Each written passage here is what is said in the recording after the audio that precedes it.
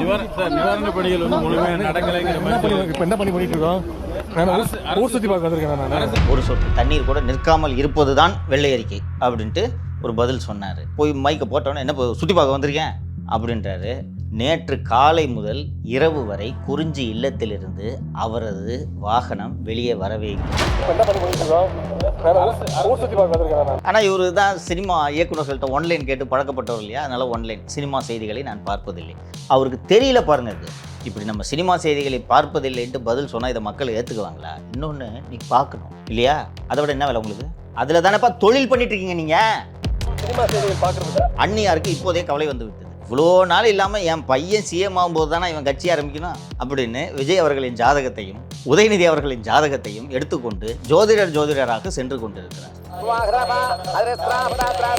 விஜய் வராரு, ஒரு ஆர்கியூமெண்ட்டுக்கு விஜய் முதலமைச்சர் ஆயிட்டாரு, ஆட்சி வந்துருச்சுன்னு வைங்களேன். இப்போ விஜய் ஃபேனாங்க பரவாயில்ல சொல்லுங்க. இல்ல லியோட வருது.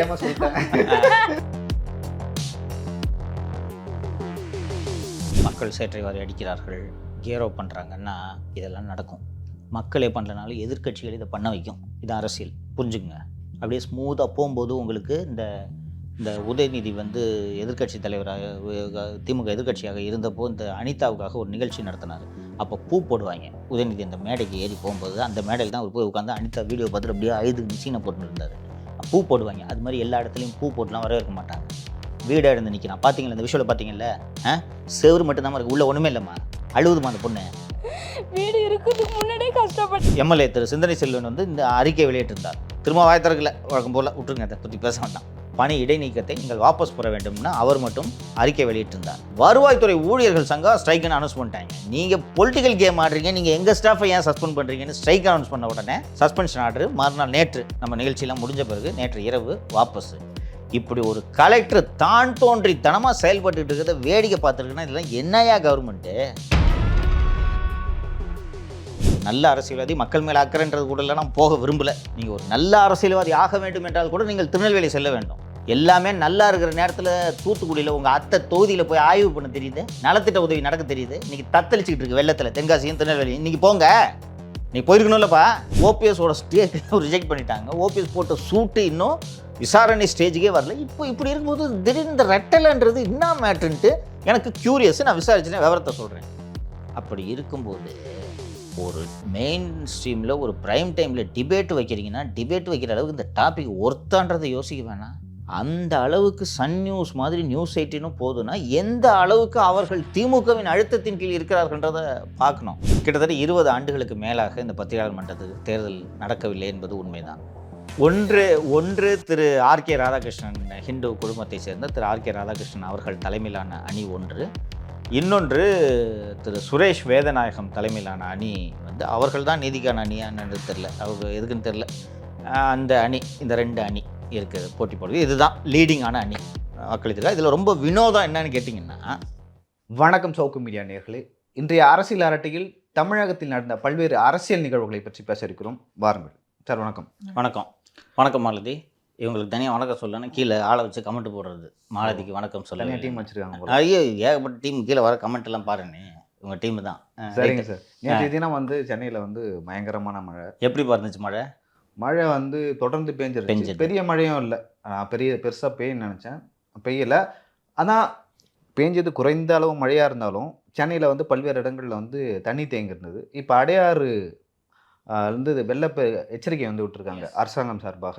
ஏன்னா வந்து திறந்து விடுறாங்க தண்ணியை. ஸோ அதனால் வந்து வெள்ள அபாய எச்சரிக்கை விட்டுருக்காங்க. இன்னொரு விஷயத்தை நாம் பார்க்கணும். இங்கே வந்து எனக்கு தெரிஞ்சு 20 சென்டிமீட்டருக்கு மேலே மழை பெய்யலன்னு நினைக்கிறோம். அந்த விஷயம் தொடலை. அப்படி இருக்கும்போது நாங்கள் வந்து பெருசாக சாதிச்சிட்டோம் அப்படின்னு சொல்லிட்டு திமுக அரசாங்கம் அதே போல் ஐடிவிங்கும் சொல்கிறாங்க. சிலப்பதிகாரத்தில் வந்து இளங்கோடிகள் வந்து ஒரு விஷயத்தை சொல்லிருப்பார். அது ஆக்சுவலாக கவிஞர்கள்லாம் வந்து தமிழில் இலக்கணத்தில் வந்து பல அணிகள் இருக்குது. அதில் வந்து தற்குறிப்பெற்ற அணின்னு ஒரு அணி இருக்குது. அந்த அணியில் என்ன சொல்லுவாங்கன்னா, அது கோவலனும் கண்ணகியும் வந்து பூம்புகாரில் வந்து சம்பாதிக்காக மதுரையை நோக்கி போவாங்க. போகும்போது மதுரை சுற்றி கோட்டை இருக்கும். கோட்டை மது சுவரில் ஒரு கொடி இருக்கும். அந்த கொடி என்ன பண்ணுமா, காற்றுல ஆடும். அது இயல்பாக நடக்கிற ஒரு விஷயம். காத்தடிச்சா கொடி ஆடுறது இயல்பான விஷயம். அது வந்து இளங்கோடிகள் தற்குறிப்பெற்று அவரோட கவிதை தாங்க காட்டுவார். என்னென்னா, கோவலன் கண்ணகி மதுரைக்கு வரக்கூடாதுன்னு வந்து கொடியே வந்து இந்த மாதிரி மதில் சுவர்லேருந்து எச்சரிக்குது அப்படின்னு சொல்லிட்டு சொல்லுவார். அது என்ன தற்குறிப்பற்ற அணின்னு சொல்லிட்டு சொல்லுவாங்க. இயல்பாக நடக்கிற ஒரு விஷயத்தில் அவரோட கவித்துவத்தை செலுத்துவார். அந்த மாதிரி சென்னையில் வந்து மழை அதிகமாகவே பெய்யல, இயல்பாக கொஞ்சமாக பெய்யுது, அதிக தண்ணி நின்றுச்சு. ஆனால் இங்கே இருக்க திமுக அரசாங்கமும் இங்கே இருக்க ஐடி விங்கும் இங்கே இருக்க அதான் திமுகவின் ஐடி விங்க என்ன சொல்கிறாங்கன்னா, நாங்கள் வந்து சாதிச்சிட்டோம், திமுக அரசு வந்து சாதிச்சிச்சு, ஒரு சொட்டு தண்ணி கூட இல்லை அப்படின்னு சொல்லிட்டு சொல்கிறாங்க. இது வந்து ஏற்கத்தக்கதே இல்லை. உங்களுக்கு ஒரு 50 சென்டிமீட்டர் 2015 பெஞ்சதில்ல, அந்த மாதிரி ஒரு கிளவுட் பர்ஸ்ட்னு சொல்லுவாங்க. அதாவது மேக வெடிப்புன்னு சொல்லுவாங்க தமிழில். அந்த மேக வெடிப்பு அந்த மாதிரி ஒரு மழை பேஞ்சு இவங்க வந்து காப்பாற்றிருந்தா, ஐயோ திமுக அரசாங்கம் வந்து மிகச் சிறப்பாக செயல்பட்டார்கள் அப்படின்னு சொல்லிட்டு நாமளே சொல்கிறோம். கொஞ்சமாக மழை பெய்யுது, இயற்கை தான் வந்து இவங்களை காப்பாற்றிட்டு போகுது.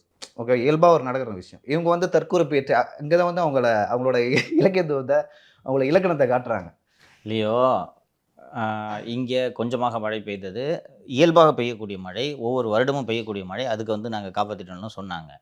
காப்பாற்ற வேண்டிய இடத்தில் இவர்கள் காப்பாற்றாமல் போனதை வந்து தென்பெண்ணை ஆற்றில் என்ன நடந்தது என்று பார்த்தோம். நாமளே நம்ம சேனலில் விரிவாக ஒரு ஷோ பண்ணியிருக்கோம். உரிய நேரத்தில் தென்பெண்ணை ஆற்றில் வெள்ள எச்சரிக்கையை விடாத காரணத்தால் இன்னும் கூட நாங்கள் வெள்ள அபாயம் தெரிவித்தோம். அணை திறக்கப் போகிறது, மேட்டூர் டேம், அது என்ன சாத்தனூர் டேமை திறக்க போகிறோன்ட்டு நாங்கள் தெரிவித்தோம் மீண்டும் வலியுறுத்துகிறார்கள். நாம் போய் அங்கே அந்த அரகண்டநல்லூர் தானே, அது அரகண்டநல்லூரில் போய் அருகில் அங்கே போய் நம்ம விசாரித்த போது ஒருவருக்கு கூட வெள்ள இந்த மாதிரி திறந்து விட போகிறோம், பத்திரமா இருங்கன்ட்டு ஒருவருக்கு கூட முன்னறிவிப்பு வரவில்லை என்பதை நாம் பார்த்து விட்டோம். இவர்கள் நிர்வாகம் நடத்தும் லட்சணம் இதுதான். இப்போது இந்த நிகழ்ச்சியில் நீங்கள் மழையிலிருந்து தொடங்கியிருக்கீங்க, அதனால் இந்த நேரத்தில் இந்த மழை குறித்து நாம் இந்த விஷயத்தை சொல்லியாக வேண்டும். நெல்லை, தென்காசி மாவட்டங்களில் கடுமையான மழை நேற்று இரவு பெய்தது, இப்போதும் பெய்து கொண்டிருக்கிறது. 50 சென்டிமீட்டர்களை கடந்தது. திருநெல்வேலி பேருந்து நிலையம் மூழ்கிவிட்டதுன்னா என்ன, இவ்வளோ தண்ணி இல்லை, எப்பவுமே வந்து ஒரு கொஞ்சம் மழைக்கே வந்து அங்கே தண்ணி திருநெல்வேலி பேருந்து அந்த மாதிரி இடத்த தேர்ந்தெடுத்துருக்காங்க பஸ் ஸ்டாண்டு கிட்ட. ஸோ தண்ணீர் நிற்கிறது. ஊடகங்கள் மேலேயும் நாம் இந்த குற்றச்சாட்டை சுமத்த வேண்டியது இருக்கிறது. எதுவாக இருந்தாலும் சென்னையில் தான் கான்சன்ட்ரேஷன் பண்ணுறது. சென்னையில் மழை பெஞ்சு வெள்ளம் வந்தால் தான் இங்கே ஃபோக்கஸ் பண்ணுறது. சவுத்து அண்ட் இது கடலூர்லேயே பார்த்தோம்ல, நம்ம சேனல் மட்டும்தானே போச்சு. அரகண்டலூருக்கு எத்தனை சேனல் போச்சு?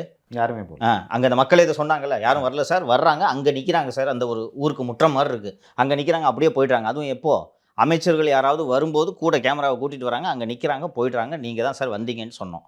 ஸோ கடலூரையே பார்க்கல, நெல்லையை அவர்கள் பார்க்காமல் கோட்டை விட்டு விடுவார்கள் என்பதனால்தான் இந்த நிகழ்ச்சியின் வாயிலாக நாம் அரசின் கவனத்துக்கு தயவு செய்து நீங்கள் கவனம் செலுத்துங்கள். இப்போ திருச்சியை பொறுத்த வரைக்கும் அந்த மாவட்டத்தை சேர்ந்த அமைச்சர் திரு நேரு அவர்கள் வெள்ளம் சூழ்ந்த பகுதிகளில் வேட்டி மடிச்சு கட்டிட்டு போய் இறங்கி ஃபீல்டு ஒர்க் பண்ணிட்டு இருக்காரு. எனக்கு சந்தோஷமாக இருந்துச்சு பார்க்குறதுக்கு. அதே போல் நெல்லையில் பாரதிய ஜனதா கட்சியின் எம்எல்ஏ திரு நயினார் நாகேந்திரன் அவர்கள் நேரடியாக இறங்கி வெள்ளம் சூழ்ந்த பகுதிகளை பார்வையிட்டு கொண்டிருக்கிறார். திமுக அரசும் விரைந்து நடவடிக்கை எடுத்து அந்த மக்களுக்கு தேவையான நிவாரணத்தை செய்ய வேண்டும் என்பதை இந்த நேரத்தில் நம்ம கோரிக்கையாக வச்சுக்கிட்டு நம்ம நிகழ்ச்சியை தொடங்கலாம்ப்பா. சார், இப்போது உதயநிதி வந்து ஃபீல்டில் என்ன நடக்குது அப்படின்னு சொல்லிட்டு போய் கள ஆய்வுக்கு போயிருக்காரு. அப்போ போகும்போது பார்த்தீங்கன்னா, என்னங்க சார் சரியாகவே இந்த அரசு செயல்படலை அப்படின்ற மாதிரி ஒரு ரிப்போர்ட்டர் கேள்வி கேட்குறாரு. உடனே உதயநிதி அவர்கள் கடுப்பாகிறாரு. இதை நீங்கள் எப்படி சார் பார்க்குறீங்க? ஏன்னா வந்து இப்படி உதயநிதியை கடுப்பாக்க வேண்டிய தேவை என்ன இருக்குது ஜேர்னலிஸ்ட்டுக்கு? இது என்னம்மா பேசுகிறீங்க நீங்கள்? ரிப்போர்ட்டர் என்ன கேட்டார் சார், நீங்கள் வெள்ளத்துக்கு எல்லாம் வேலை செஞ்சிட்டீங்கன்னு சொன்னீங்களே, தண்ணி இருக்குது அப்படின்னு கேட்டார். இதில் கடுப்பாகிறதுக்கு கோபப்படுறதுக்கு என்னம்மா இருக்குது? நான் சுற்றி பார்க்கவா வந்தேன் அப்படின்னு கேட்குறாரு. இது உங்கள் வேலை.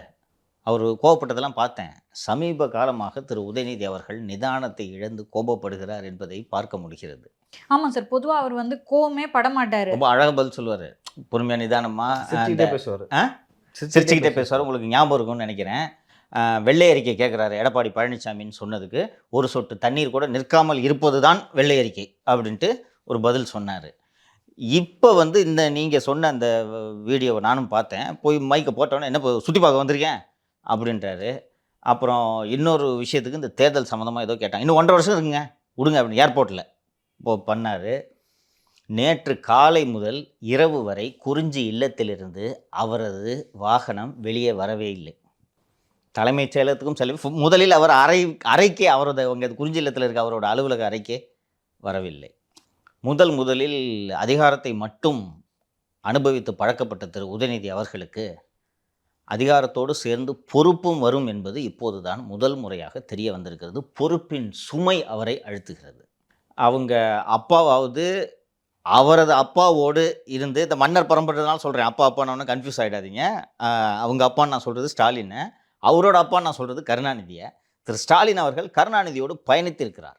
ஓகேவா? போய் 4 இடத்துக்கு போகும்போது கூப்பிடியாவன் என்ன பண்ணிட்டு இருக்கான் அப்படின்னு திட்டுவார். அவர் திட்டினோடனே கூட வந்து அவனை போய் அங்கே பார்க்க சொல்லு, 1000 வழக்கில் போட்டின்னு மட்டும் நினைக்கிறான், போ சொல்லு அப்படின்னு கூப்பிட்டு சத்தம் போடுவார்.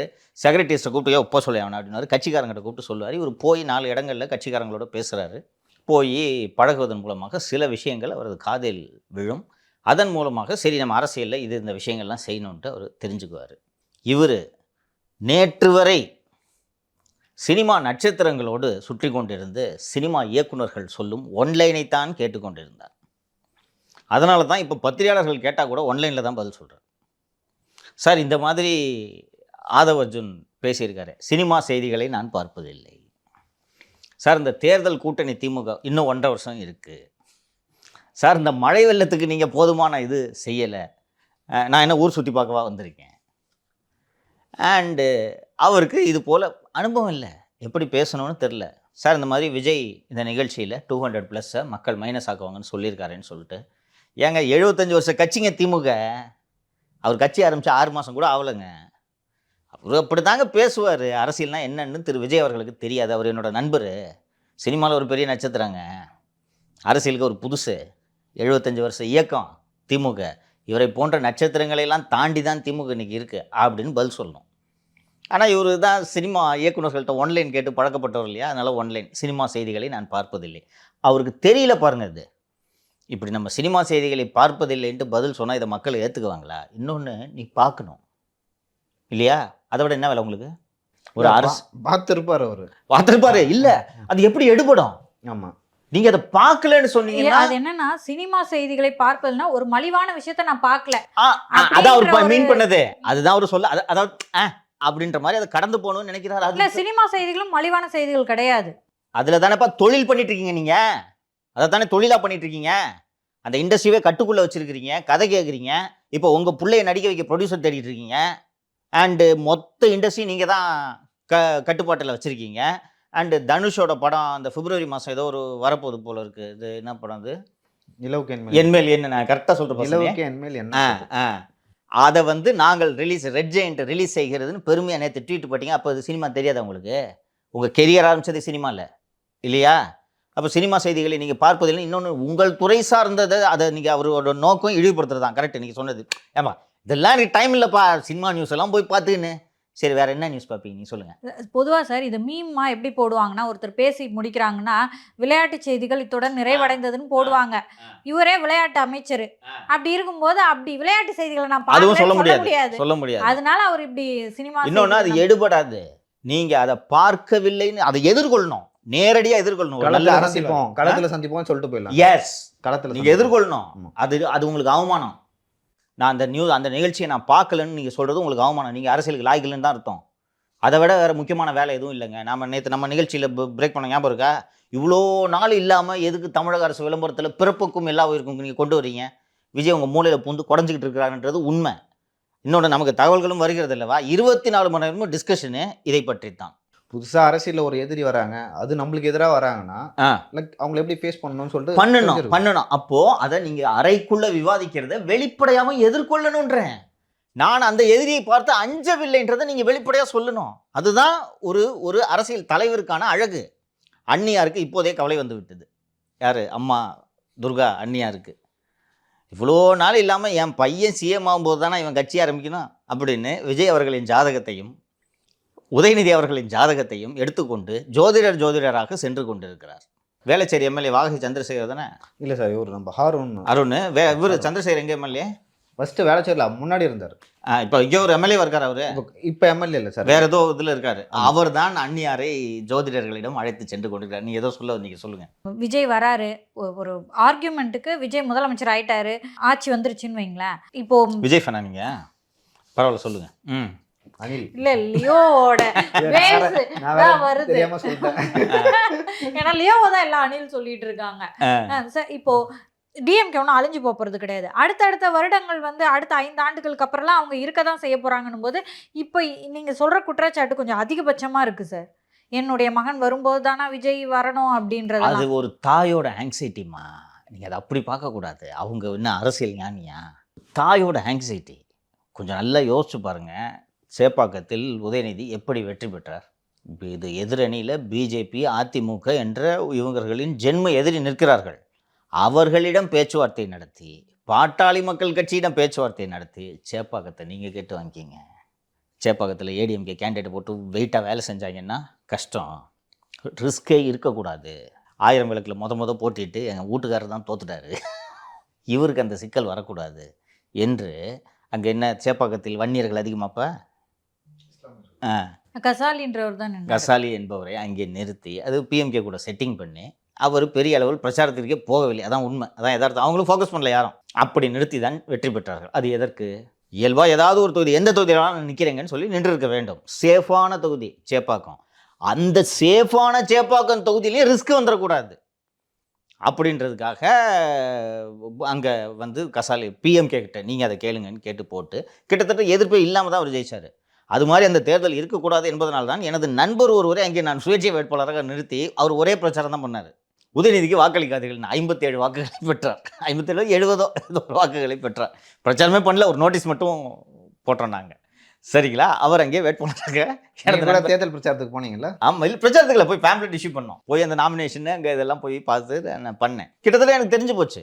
ஸோ இது ஒரு தாயோட ஆங்ஸைட்டி, புரியுதா? நீங்கள் அந்த அரசியல் ரீதியாக அணுக முடியாது. இது ஒரு அரசியல் தலைவர்கள் இதை அணுகுவார். இல்லை, விஜய் வரதுக்கு முன்னாடி வந்து எல்லாரும் அப்படி தான் நினச்சிட்டு இருந்தாங்க. திமுக தான் எளிது திமுக தான். இன்னைக்கு அந்த கவலை வந்துருச்சு. அதுவும் ஒரு காரணம். ஒருவேளை தோத்துட்டா கணவரை முதலமைச்சராக பார்க்க வேண்டும் என்பது நீண்ட நாள் ஆவல், பார்த்து விட்டார்கள். அடுத்தது மகனை முதலமைச்சராக பார்க்க வேண்டும் என்ற ஆவல் அந்த தாய்க்கு இருக்குமா இருக்காதா? அந்த ஆங்ஸைட்டி அதன் காரணமாக பார்க்கிறார்கள். இன்னொன்று, நீங்கள் சொன்னதில் இன்னொரு பாயிண்ட்டையும் நீங்கள் சொல்லணும். ஒருவேளை விஜய் முதல்வர் ஆயிட்டா அப்படின்னு, ஆயிட்டாலும் திமுக இருக்கணும் அப்படின்னு தான் ஒரு லீடர் பேசணும். கலைஞர் அப்படிதான் சார். அதைத்தான் நான் சொல்ல வரேன். இப்போ அதைத்தான் நான் சொல்ல வந்தேன். 13 வருஷமா, 1 வருஷம் 2 வருஷம் இல்லைம்மா, 13 வருஷம் போராடினார். இன்னொன்று, கலைஞருக்கும் தெரிஞ்சு போச்சு அவரோட சாமுக்கு முன்னாடி எதுவும் வேலைக்கு ஆகலை அப்படின்ட்டு. எம்ஜிஆர் இருக்கிறது மாசு, புரியுதா? ஸ்க்ரீனில் நம்பியாரை பார்த்து என் தலைவனையாக கொள்றேன்னு கத்தி எடுத்து வீசின கூட்டம் எம்ஜிஆரோட கூட்டம். அவங்கக்கிட்ட போய் கலைஞர் திருக்குறள், குறளோவியம், தொல்காப்பியம்லாம் பேசி ஜெயிக்கவே முடியாது. நம்ம போப்பா தலைவர் பாண்டு போயினே இருப்பாங்க. எப்படி ஜெயிப்பார் அவர்? தமிழ் பேச ஜெயிக்க முடியும்? பாமரர்கள், எம்ஜிஆரோட ரசிகர்கள், ஓட்டர்ஸ் எல்லாம் பாமரர்கள். அவருங்கக்கிட்ட கலைஞரோட தமிழ் இலக்கியம் எதுவுமே எடுபடாது. ஆனாலும் 13 வருஷம் பல்ல கட்சின்னு பொறுமையாக இருந்து அவ்வளோ போராட்டம் பண்ணாருமா. டக்கர் அடிப்பார். 80ஸ்லன்னு நினைக்கிறேன், 87, 86 ஆர் 87, ரொம்ப சின்ன பையனாக இருந்தேன் நான். இந்திய எதிர்ப்புன்னு ஆரம்பித்தார்.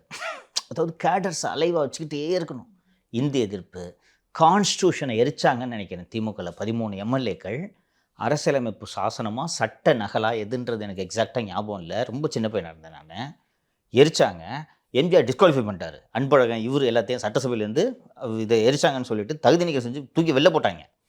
அப்புறம் அந்த போராட்டத்தை பண்ணல. இந்திய எதிர்ப்பு போராட்டம் ஏதோ ஒரு ரீசனுக்காக இந்தியை திணிக்கிறாங்கன்னு சொல்லிட்டு கையில் தார்வாளியை தூக்கிட்டு ரயில்வே ஸ்டேஷன்லாம் போயிட்டு அது பண்ணாங்க.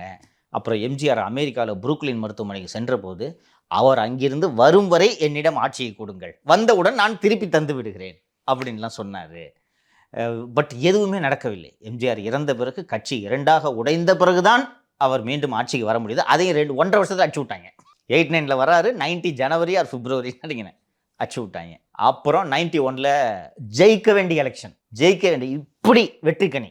அப்போது ஆளுநராக இருந்த திரு சுர்ஜித் சிங் பர்னாலா அவர்கள் என்னிடம் அறிக்கை வாங்காமல் திமுக அரசை கலைத்து விட்டார்கள்னு சொல்லி அவரே வந்து பிரச்சாரம் செய்தார். கலைஞர் வந்து அந்த 91 தேர்தலில் செய்த பிரச்சாரமே நான் என்ன பாவம் செய்தேன் அப்படின்னு தான் பிரச்சாரம் பண்ணார். ஜெயிக்க வேண்டிய எலெக்ஷனு.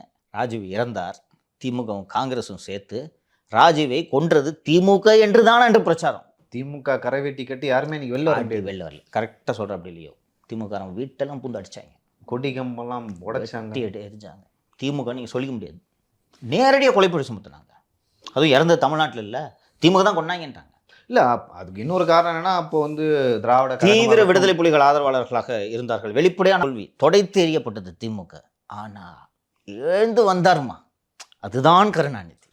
இன்னொரு விஷயம் சொல்லுவாங்க. இப்போ வந்து அவர் வந்து அண்ணாக்கு பிறகு முதல்வராக இருந்தார், ஒரு கட்சியோட தலைவர், அப்படிலாம் இருந்த ஒருவர் எம்ஜிஆர் வந்து ஆட்சியில் இருக்கும்போது சேலத்துக்கோ எங்கேயோ ஒரு இடத்துக்கு போயிருக்கார். போகும்போது ஒரு தலைவர் வந்தால் எவ்வளோ கூட்டம் கூடும், எத்தனை பேர் வருவாங்க.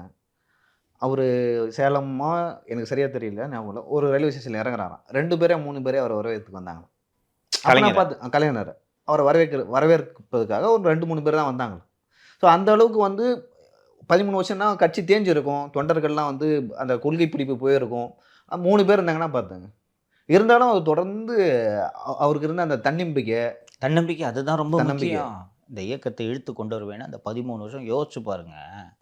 10 வருஷம் ஆட்சியில் இல்லாமல் இருந்ததுக்கே தண்ணி குடிச்சிட்டாங்க. அதில் இந்த 10 வருஷத்தில் பாதி வருஷம் கலைஞர் உயிரோடு இருந்தார்.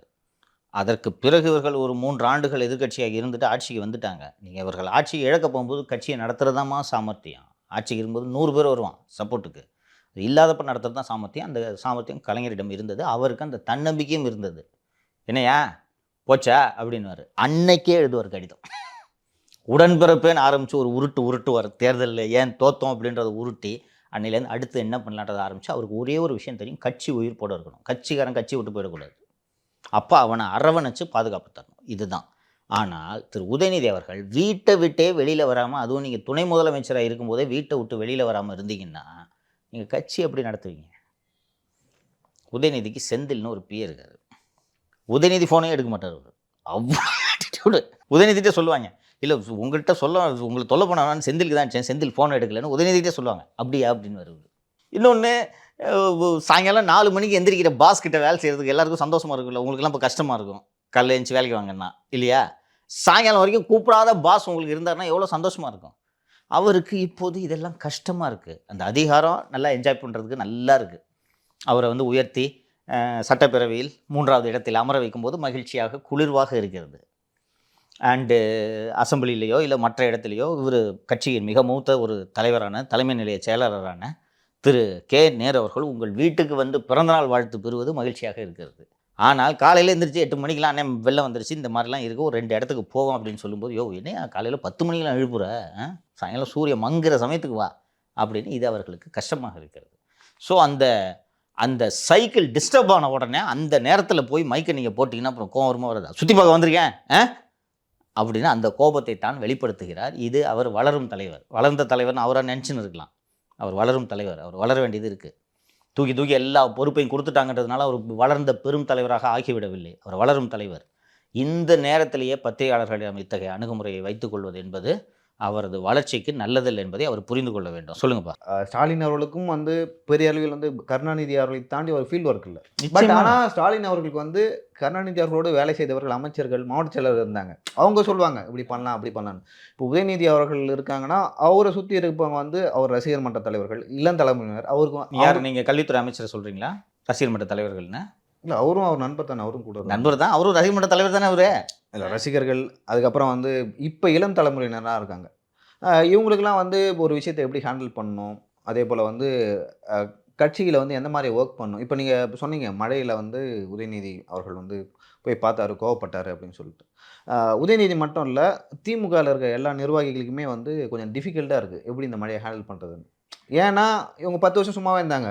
அதிமுக ஆட்சி காலத்தில் இவங்க ஒரு 4-5 புயலை பார்த்தாங்க, 4-5 டைம் வெள்ளத்தை பார்த்தாங்க. ரொம்ப முக்கியமான பாயிண்ட் பண்ணி சொல்கிறது, கஜா, நிவர், தானே கஜா, நிவர், 3 பெரிய புயல்ப்பா, பெரிய புயல்ப்பா. கரெக்ட்பா, நீ சொல்கிறது ரொம்ப முக்கியமான பாயிண்ட்ப்பா. ஸோ இவங்களாம் ரொம்ப எக்ஸ்பீரியன்ஸ்டு. இப்போ ஒரு அதிமுக அமைச்சரையும் ஒரு திமுக அமைச்சரையும் போயிட்டு வெள்ளத்தில் வேலை பாருங்கன்னா அதிமுக அமைச்சர் தான் நல்லா வேலை பார்ப்பாங்க. அவங்களுக்கு வந்து எப்படி என்னென்ன வந்து நம்ம கடந்த ஆட்சி காலத்தில் பண்ணோம், எப்படி பண்ணணும், எப்படி அரசு இயந்திரத்தை இந்த மழை காலத்துலேயும் வந்து உயிர் போட வச்சுக்கணும் அப்படின்னு சொல்லி தெரியும். இப்போ திமுக மூத்த அமைச்சருக்கு அது தெரியலன்னா உதயநிதி அவர்களுக்கும் அவரை சுற்றி இருப்பவர்களுக்கும் எப்படி தெரியும் அப்படின்னு ஒரு கேள்வி வருது. நீ சொன்னதுனால இதை சொல்கிறேன். இந்த 15 செம்பரபாக்கத்தை திறந்து விட்டாங்க, ரைட்டா? அந்த வேளச்சேரி அந்த பகுதி, சவுத் மெட்ராஸ், அது அந்த பகுதியே மூழ்கி விட்டது. ஃபஸ்ட் ஃப்ளோர் வரைக்கும் தண்ணி வந்துடுச்சு, ரைட்டா? வேலுமணி, தங்கமணி, இன்னொருத்தர் உடுமலை ராதாகிருஷ்ணனில் இன்னொருத்தர் அந்த பகுதியை சேர்ந்த ஒரு அதிமுக ஒரு சின்னையா, கரெக்டு, சின்னையா, இன்னொருவர் ஓகேங்களா? அங்கே தண்ணி வத்துற வரைக்கும் வரக்கூடாதுன்னு சின்னம்மா. இவ்வளோதான் வேலை, என்ன பண்ணுவியோ தெரியாது. அங்கே எல்லா பிரச்சனையும் சரியாக வரைக்கும் நீங்கள் இந்த பக்கத்து வரக்கூடாதுன்றுச்சு. அவங்க சொன்னாங்க, சார் 10 நாள் அதை விட்டு வெளில போகல சார். நாங்கள் என்ன சார் சொல்லுங்கள் சார், அம்மாவுக்கு பதில் சொல்லணும் சார், மந்திரியாவது இதாவது அம்மா சொல்லிட்டாங்க, சரி பண்ணிவிட்டு வெளில வந்துட்டாங்க, 10 நாள் தங்கியிருந்தோம் சார் அங்கன்றாங்க. இந்த கமெண்டை உதயநிதியால் பண்ண முடியாது. நீ வெளில வந்தியான்னு கேட்பாங்க பதிலுக்கு. இப்போ உதயநிதியை இறங்கி ஃபீல்டுக்கு போயிட்டாங்கன்னா மற்ற மந்திரிகளும் வந்தாகணுங்க. இல்லை கமெண்ட் பண்ணுறது சீனியர்கள் வந்து எப்படி கேட்பாங்க அப்படின்னு ஒரு விஷயம் இருக்குது. அந்த அந்த ஈகோ கிளாஷ் இருக்கும் சார். ஈகோ கிளாஷ் இருக்கும். அதுக்கு தான்ப்பா குயிக்காக நீங்கள் வந்துட்டீங்கப்பா. நீங்கள் ஒரு நேர்வை மிரட்டி இப்போ குறிஞ்சிக்கு வர வைக்கலாம், எல்லா மந்திரிகளும் செஞ்சுருவாங்களே. அண்ட் நீங்கள் சொன்னது மாதிரி கிரைசிஸை ஹேண்டில் பண்ணி உங்களுக்கு அனுபவம் இல்லை.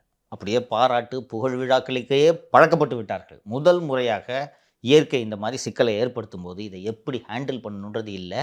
கூட இருக்கிற அதிகாரிகளும் சரியான அதிகாரிகளை இவர்கள் வைத்துக் கொள்ளவில்லை. டிஎம்கே வந்து 1 வருஷம் அமைதியாக இருந்தீங்க, அதுக்கப்புறமே இந்த விஷயத்த சொல்ல ஆரம்பிச்சிட்டிங்க. கிரைசிஸ் வந்ததுன்னா இந்த ஆட்சி வந்து அதை ஹேண்டில் பண்ணாது அப்படின்னு சொல்லிட்டு சொன்னேன்னா. ஃபஸ்ட்டு உதாரணம் நம்ம போன வருஷத்துக்கு மழைக்கே போனோம், 23 வெள்ளத்துக்கு போனோம். புளியந்தோப்புக்கு 23 வெள்ளத்துலேயே அதுலையாவது நம்ம பாடம் கற்றுக்கிட்டு இருந்திருக்கோமா இல்லையா? நம்ம போய் பார்த்துட்டு விரிவாக ஸ்டோரி பண்ணோம். அந்த நம்ம போன பிறகு தான் டீட்டெயிலாக நம்ம நிகழ்ச்சியில் சொன்னோம். ஸ்டாண்டர்ட் ஆப்ரேட்டிங் ப்ரொசீஜர்ஸ்னு இருக்குது. ஃபஸ்ட்டு இந்த கம்யூனிகேஷன் கட் ஆகாமல் பார்த்துக்கணும். அந்த நார்த் மெட்ராஸில் ஏற்பட்ட முக்கியமான சிக்கலுக்கு காரணம் மின்சாரம் இல்லாமல் செல்ஃபோன் டவர்கள் உயிரிழந்து விட்டன. அதுக்கு போய் அந்த பவர் சப்ளை நின்று போச்சுன்னா டீசல் ஊற்றணும். டீசலும் இல்லாமல் போச்சுன்னா அந்த செல்ஃபோன் டவர் எங்கன்னா தானே உங்களுக்கு டவர் கிடைக்கும். டவர் கிடைக்கலாம் ஒரு ஏரியாவில் கம்யூனிகேஷன் போச்சுன்னா அங்கே இருக்கான செத்தானன்றது எப்படி என்ஷூர் பண்ணுவீங்க? சரி, அதற்கு பிறகு 1 வருடம் போய்விட்டது. அடுத்த ஆண்டு மழை வரும்போதாவது அந்த ஸ்டாண்டர்ட் ஆப்ரேட்டிங் ப்ரொசீஜரை கரெக்டாக ஃபாலோ பண்ணுற மாதிரி பண்ணோமா, எல்லாம் கரெக்டாக இருக்கான்றது இவங்க தான் கமெண்ட்லேருந்து தான் சொல்லணும். என்னென்ன பண்ணீங்கன்றது சொல்லணும். ஆனால் இவர்கள் யாருக்கும் இப்படி இறங்கி இந்த மீட்டிங்லாம் நடத்தணுன்றதில் உள்ளபடியே இவர்களுக்கு அக்கறை இல்லை, ஆர்வமும் இல்லை. ஆட்சி நடத்துறதுனா என்னன்னு இவங்க, நான் இது ரொம்ப ஒரு வருத்தத்தோடு இந்த குற்றச்சாட்டை பதிவு செய்கிறேன். ஆட்சி நடத்துறதுனா என்னன்னு இவங்க நினச்சிட்டு இருக்காங்கன்னா, இன்று இவர் இங்கே போய் பார்வையிட்டார்னு சொல்லிட்டு 4 ஃபோட்டோ எடுத்து சோஷியல் மீடியா போனோன்னு முடிஞ்சு போச்சு, வாங்க போகலாம். இதை இவங்க இப்போ உள்ளபடியே பண்ணுறாங்கம்மா. இல்லைனா ஒரு நாள் ஃபோட்டோ போட்டால் போதுன்ட்டு 3 நாள் தூங்குவாரா? சொல்லுங்கள். நிர்வாகம் என்பது தினந்தோறும் செய்வதா, வாரத்துக்கு 1 நாள் செய்கிறதா? ஏற்கனவே மழை வீட்டில் தண்ணி பூந்துச்சுன்னு சொல்லிட்டு போய் நம்ம ஸ்டோரியும் பண்ணி போட்டோம்ப்பா. இன்னும் கூட போராட்டம் பண்ணிட்டு இருக்காங்க. இங்கே கவனிச்சியா? ரோட்டில் உட்காந்துக்கிட்டே இருக்காங்க தொடர்ந்து அந்த பகுதி மக்கள். பாட்டாளி மக்கள் கட்சி வடக்கு தமிழகம் என்றாலே வஞ்சிக்கிறது திமுக அரசுன்னு ஒரு குற்றச்சாட்டை ஆரம்பிச்சிட்டாங்க. பார்த்தியா? வன்னியர் அதிகம் இருக்கிறதுனால தான் இந்த பக்கம் நிவாரணம் கொடுக்கலன்ற குற்றச்சாட்டெல்லாம் வைக்கிறாங்க அவங்க. கரெக்டா வைக்கிறாங்க? சொல்லுங்க. அவங்க சும்மா இருந்தாலே வைப்பாங்க. நீங்க அதுக்கு இடம் கொடுக்கலாமா? கொடுக்கூடாது. இப்படி ஜாதி பார்த்து இந்த கவர்மெண்ட் பண்ணலன்ட்டு நான் உறுதியாக நம்புறேன். வேணுக்குன்னு வன்னியர்களுக்கு இப்படி பண்ணணுன்றதுக்கெல்லாம் பண்ணல. ஆனால் அவங்க இந்த குற்றச்சாட்டை வைக்கிறாங்க. வடக்கு தமிழகனாலே உங்களுக்கு கசக்குது, வன்னியர் பாதிக்கப்பட்டதுனால தான் நீ இப்படி பண்ணுறன்ற குற்றச்சாட்டை வைக்கிறாங்க. அது ஒரு உண்மை கூட சார். ஏன்னா இப்போ உங்கள் தூத்துக்குடியில் வெள்ளம் வந்தப்போ வந்து போய் எல்லாம் பார்த்தாங்க, கனிமொழி பார்த்தாங்க, எல்லாம் போட்டாங்க. இப்போ விழுப்புரம் திண்டிவனம்லாம் அங்கே பெருசாக வந்து எந்த ஒரு அமைச்சரும் முதல்வரும் சரி உதயநிதி சரியும் போல. ஆக்சுவலாக வடக்கு தமிழகத்தில் வந்து அவங்க வந்து ஒரு கில்லுக்கரையாக தான் பார்க்குறாங்க அப்படின்னு நான் ஃபீல் பண்ணுறேன். என்னப்பா நீ எந்த குற்றச்சாட்டை சொல்கிற? அப்படியா அரசு ஜாதி பார்த்து பண்ணுது? நீ ஜாதி பார்த்து பண்ணல சார். அவங்களுக்கு வந்து சவுத்தில் வந்து கொஞ்சம் கேஷ் பாலிடிக்ஸ் இருக்குது. ஸோ அங்கே போனால் வந்து அது பெருசாக பூம் ஆகும். ஓகேங்களா? வடக்கு தமிழகத்தில் வந்து அங்கே கொலாஜாயம் இருக்கும். ஒரு 4-5 கேஸ்ட், ஒரு 4-5 சமூகம் இருக்கும். இங்கே வந்து 2 கேஸ்ட் தான். ஒன்று பாமக, இன்னொன்று வந்து தலித் சமூகத்தினர். அப்படி இருக்கும்பொழுது இவங்க வந்து இது பெரிய குற்றச்சாட்டு தம்பி. ஆனால் என்னாலையும் மறுக்க முடியல இதை சொல்கிறத. இப்போ அதாவது இங்கே நமக்கு ஸ்டேக்ஸ் அதிகம் இல்லை, நம்மளால் இங்கே உள்ளே போக முடியல. பாமக ஒரு பக்கம் இருக்குது, விசிக ஒரு பக்கம் இருக்குது. நம்ம உள்ளே பூந்து எக்ஸ்ப்ளாய்ட் பண்ணுற அளவுக்கு நமக்கு செல்வாக்கு இல்லைன்றதுக்காக இவர்களுக்கு அக்கறை குறைகிறதுன்னு நீங்கள் சொல்கிறீங்களா? அக்கறை குறைகிறது அப்படின்னு சொல்லிட்டு சொல்ல முடியாது சார். இப்போது சவுத்தில் பார்த்தீங்கன்னா இப்போ நாடா சமூகமாகட்டும், முக்குலத்துவ சமூகமாகட்டும், தேவேந்திர குல வேளாளராகட்டும், இந்த மாதிரி வந்து கொஞ்சம் பவர்ஃபுல்லான கம்யூனிட்டியாக இருக்காங்க. நீங்கள் அமைச்சரவையிலையும் பார்த்தீங்கன்னா இவங்க தான் பவர்ஃபுல்லாக இருப்பாங்க. கரெக்ட். நார்த்தில் நீங்கள் பார்த்தீங்கன்னா யாருமே இருக்க மாட்டாங்க அந்த மாதிரி. நீங்கள் வந்து விரல் விட்டு அன்னை கூட துரைமுருகன் அவர்களை சொல்லலாம். பொன்முடி அவர்களை பொன்முடியும் இப்போ டம்மி ஆகிட்டாங்க. பொன்முடி அப்போ இதெல்லாம் ஏற்றுக்கவே முடியாது. இப்போ அந்த அளவுக்கும் வனத்துக்கும் என்னப்பா சம்பந்தம்? பிஜேபியை ப்ளீஸ் பண்ணுன்ற கவர்னருக்கு பிடிக்கலன்ற ஒரே காரணத்துக்காக தூக்கி அந்த ஃபாரஸ்ட்டுக்கு போடுறாங்க. அது விழுப்புரம் சைடில் வனத்துறை வனம் எங்கப்பா இருக்கு சொல்லுப்பா, கரெக்டாக சொன்ன நீ. ஸோ அதனால் வந்து இவங்க பெருசாக வந்து அந்த பவர்ஃபுல் கம்யூனிட்டியை வந்து அவங்க வந்து திருப்திப்படுத்தணும், அங்கே போய் நான் பார்வையிட்டணும், காமிக்கணும்னு சொல்லிட்டு தான் அந்த அக்கறை கூட உங்களுக்கு இல்லைன்றீங்க. நீங்கள் வட தமிழகத்தில் இல்லை சார். அப்போ ஒரு கட்சி வெளிப்படையாகவே குற்றம் அரங்கண்டனூரில் அவ்வளோ வெள்ளம் போச்சு, யாராவது ஒரு அமைச்சர் வந்து பார்த்தாங்களா? இல்லை, எவ்வளோ லேட்டாக வந்தாங்க. நம்ம நிகழ்ச்சி போட்ட பிறகு இன்னும் அந்த மக்களுக்கு அந்த பசங்கிட்ட போய் கேட்டேன். இல்லை நான் அதுக்கப்புறம் எதுவும் வேணும், அதுக்கப்புறமும் வரல நான் யாருன்றாங்க. இது நல்லதாப்பா? வட தமிழகத்தில் நடந்த கலாச்சார விஷயமும் அப்படிதான். அதை யாரும் எல்லாம் ஈஸியாக எடுத்துகிட்டு போயிட்டாங்க. ஏன்னா அங்கே பாதிக்கப்பட்டவங்க ஒரு தலித் அப்படின்னு சொல்லிட்டு அதில் 2 பேருக்கு வந்து பணமே வரல. அதையும் நாம பேசணும். ஆமாம், இன்னைக்கு வரைக்கும் வரல அவங்களுக்கு. அதான் போனால் வந்து இந்த மாதிரி சேத்தவாரி இறக்கிறாங்க, அதுக்கப்புறம் ஒரு தடவை உதயநிதி ஸ்டாலினை வந்து துரத்தி அடிச்சாங்கன்ற மாதிரியான விஷுவல்ஸ்லாம் வருது. அதுக்காக தயங்குறாங்களா? ஒருவேளை இவங்க போனால் மெயின் ஸ்ட்ரீம் மீடியாவோட பார்வைகள் அங்கே படும், அதுக்கப்புறம் அதை தொடர்ந்து அவங்க வந்து அங்கே இருக்க விஷுவல்ஸை காட்ட வேண்டியது வரும் அப்படின்றதுக்காக தயங்குறாங்களா அப்படின்னு நம்மளுக்கு புரியலை. ஒன்று செம்பரம்பாக்கத்துல இருந்து தண்ணியை வெளியே விடுறாங்கன்றது தப்புனா, அதுக்கப்புறமா அது ஒருவேளை மூடி மறைச்சிருந்தாங்கன்னா அதுதான் பெரிய தப்பு. இப்போ இந்த கவர்மெண்ட்ல என்ன நடக்குதுன்னா, இப்போ விழுப்புரத்தில் நீங்கள் சொல்கிறீங்களா அது என்ன அரங்கநல்லூர் அந்த ஏரியாவில் வந்து நான் நம்மளோட சேனலில் தான் அந்த விஷுவல்ஸ் எல்லாம் பார்த்தேன். மெயின் ஸ்ட்ரீம் மீடியாவில் அது மாதிரியான இப்படி இவங்க கஷ்டப்படுறாங்கன்ற விஷுவல்ஸே வந்து சேரலை நம்மளுக்கு. நம்மக்கிட்ட இருக்கிறது 1.5 லட்சம் சப்ஸ்கிரைபர் தான், ரொம்ப லிமிட்டட் ஆடியன்ஸ் தான் நம்மளை பார்க்குறாங்க. அப்படி இருக்கும்போது இதை யார் எடுத்து பேசி இருந்திருக்கணும்? சென்னை மக்கள் மட்டும்தான் மக்களா? கிடையாது. ஹோல் தமிழ்நாடையும் இந்த மீடியா வந்து கவர் பண்ணியிருக்கணும். ஆனால் கவர் பண்ணலை. இப்படி கவர் பண்ணாததுன்னு பலன் என்ன அப்படின்னா, அங்கே இருக்க பெண்கள் பார்த்தீங்கன்னா கதறாங்க. பிஸ்கெட் வரல, பால் வரல, ட்ரெஸ் எல்லாமே அடிச்சிட்டு போயிடுச்சு. எனக்கு ஒரு அம்மா வந்து எனக்கு புடவை கிடைச்சிருப்பா, என் குழந்தைக்கு ஜட்டி சிம்மிஸ் கிடைக்கல அப்படின்னு ரொம்ப கஷ்டமா இருந்துச்சு. இல்லை, அதை தான் நான் சொல்ல வந்தேன். அந்த ஃபேனே பார்த்தீங்கன்னா 3 ரெக்கை இப்படி இருந்துச்சுன்னா அந்த அளவுக்கு தண்ணி வந்துட்டு போயிருக்கு. ஆப்வியஸா ட்ரெஸ் எல்லாமே சேர் ஆயிருக்கும் சார். போயிடுச்சு, அடிச்சுக்கிட்டு நிறைய வீடுகள் உடஞ்சி அடிச்சுட்டு வெளியே போயிடுச்சு. ட்ரெஸ் எல்லாம் இல்ல, போயிடுச்சு, நனையில. நீங்க அங்க வரல, உங்களுக்கு தெரியாது. நீங்க நனைஞ்சு உள்ள இருக்குன்னு நினைச்சுக்காதீங்க, அடிச்சுட்டு போயிடுச்சு, ஒண்ணுமே கிடையாது. அதான் மாடெல்லாம் கடலுக்கு போன விஷுவல்ஸ் எல்லாம் நம்ம பார்த்தோம்ல. அது இப்போ இந்த இன்ஃபர்மேஷன் வந்து ஹோல் தமிழ்நாடு அதர் ஸ்டேட்டுக்கு இப்படிலாம் பரவி இருந்துச்சுன்னு வைங்களேன். அங்கே உண்மையாக மக்கள் கஷ்டப்படுறாங்கன்னா, நீங்கள் கவர்மெண்ட்டே ஹெல்ப் பண்ணலனாலும் தன்னெழுச்சியாக மக்கள் ஹெல்ப் பண்ணியிருப்பாங்க, திங்ஸ் அனுப்பிச்சிருப்பாங்க. நீங்கள் பார்த்தீங்கன்னா தெரியும், அந்த ஏடிஎம்கே பீரியடில் இதுக்கு உதவி பண்ணுங்கள், அதுக்கு உதவி பண்ணுங்கன்னா அவ்வளோ கான்டாக்ட் நம்பர் வரும். உண்மையாக உதவிகளை அனுப்பணும். அப்போ வந்து என்ன கம்ப்ளைண்ட்லாம் பண்ணுவாங்கன்னா, பழைய நைட்டி பழைய ட்ரெஸ்ஸுங்களை அனுப்பாதீங்க, அவங்க பிச்சை எடுக்கலை, இன்றைக்கி அவங்க கஷ்டத்தில் தான் இருக்காங்கன்னு சொல்லிட்டு எல்லாருமே புதுசாக வாங்கி அனுப்பிச்சாங்க. பேடெல்லாம் பார்த்திங்கன்னா குவியலாக வாங்கி அனுப்புவாங்க.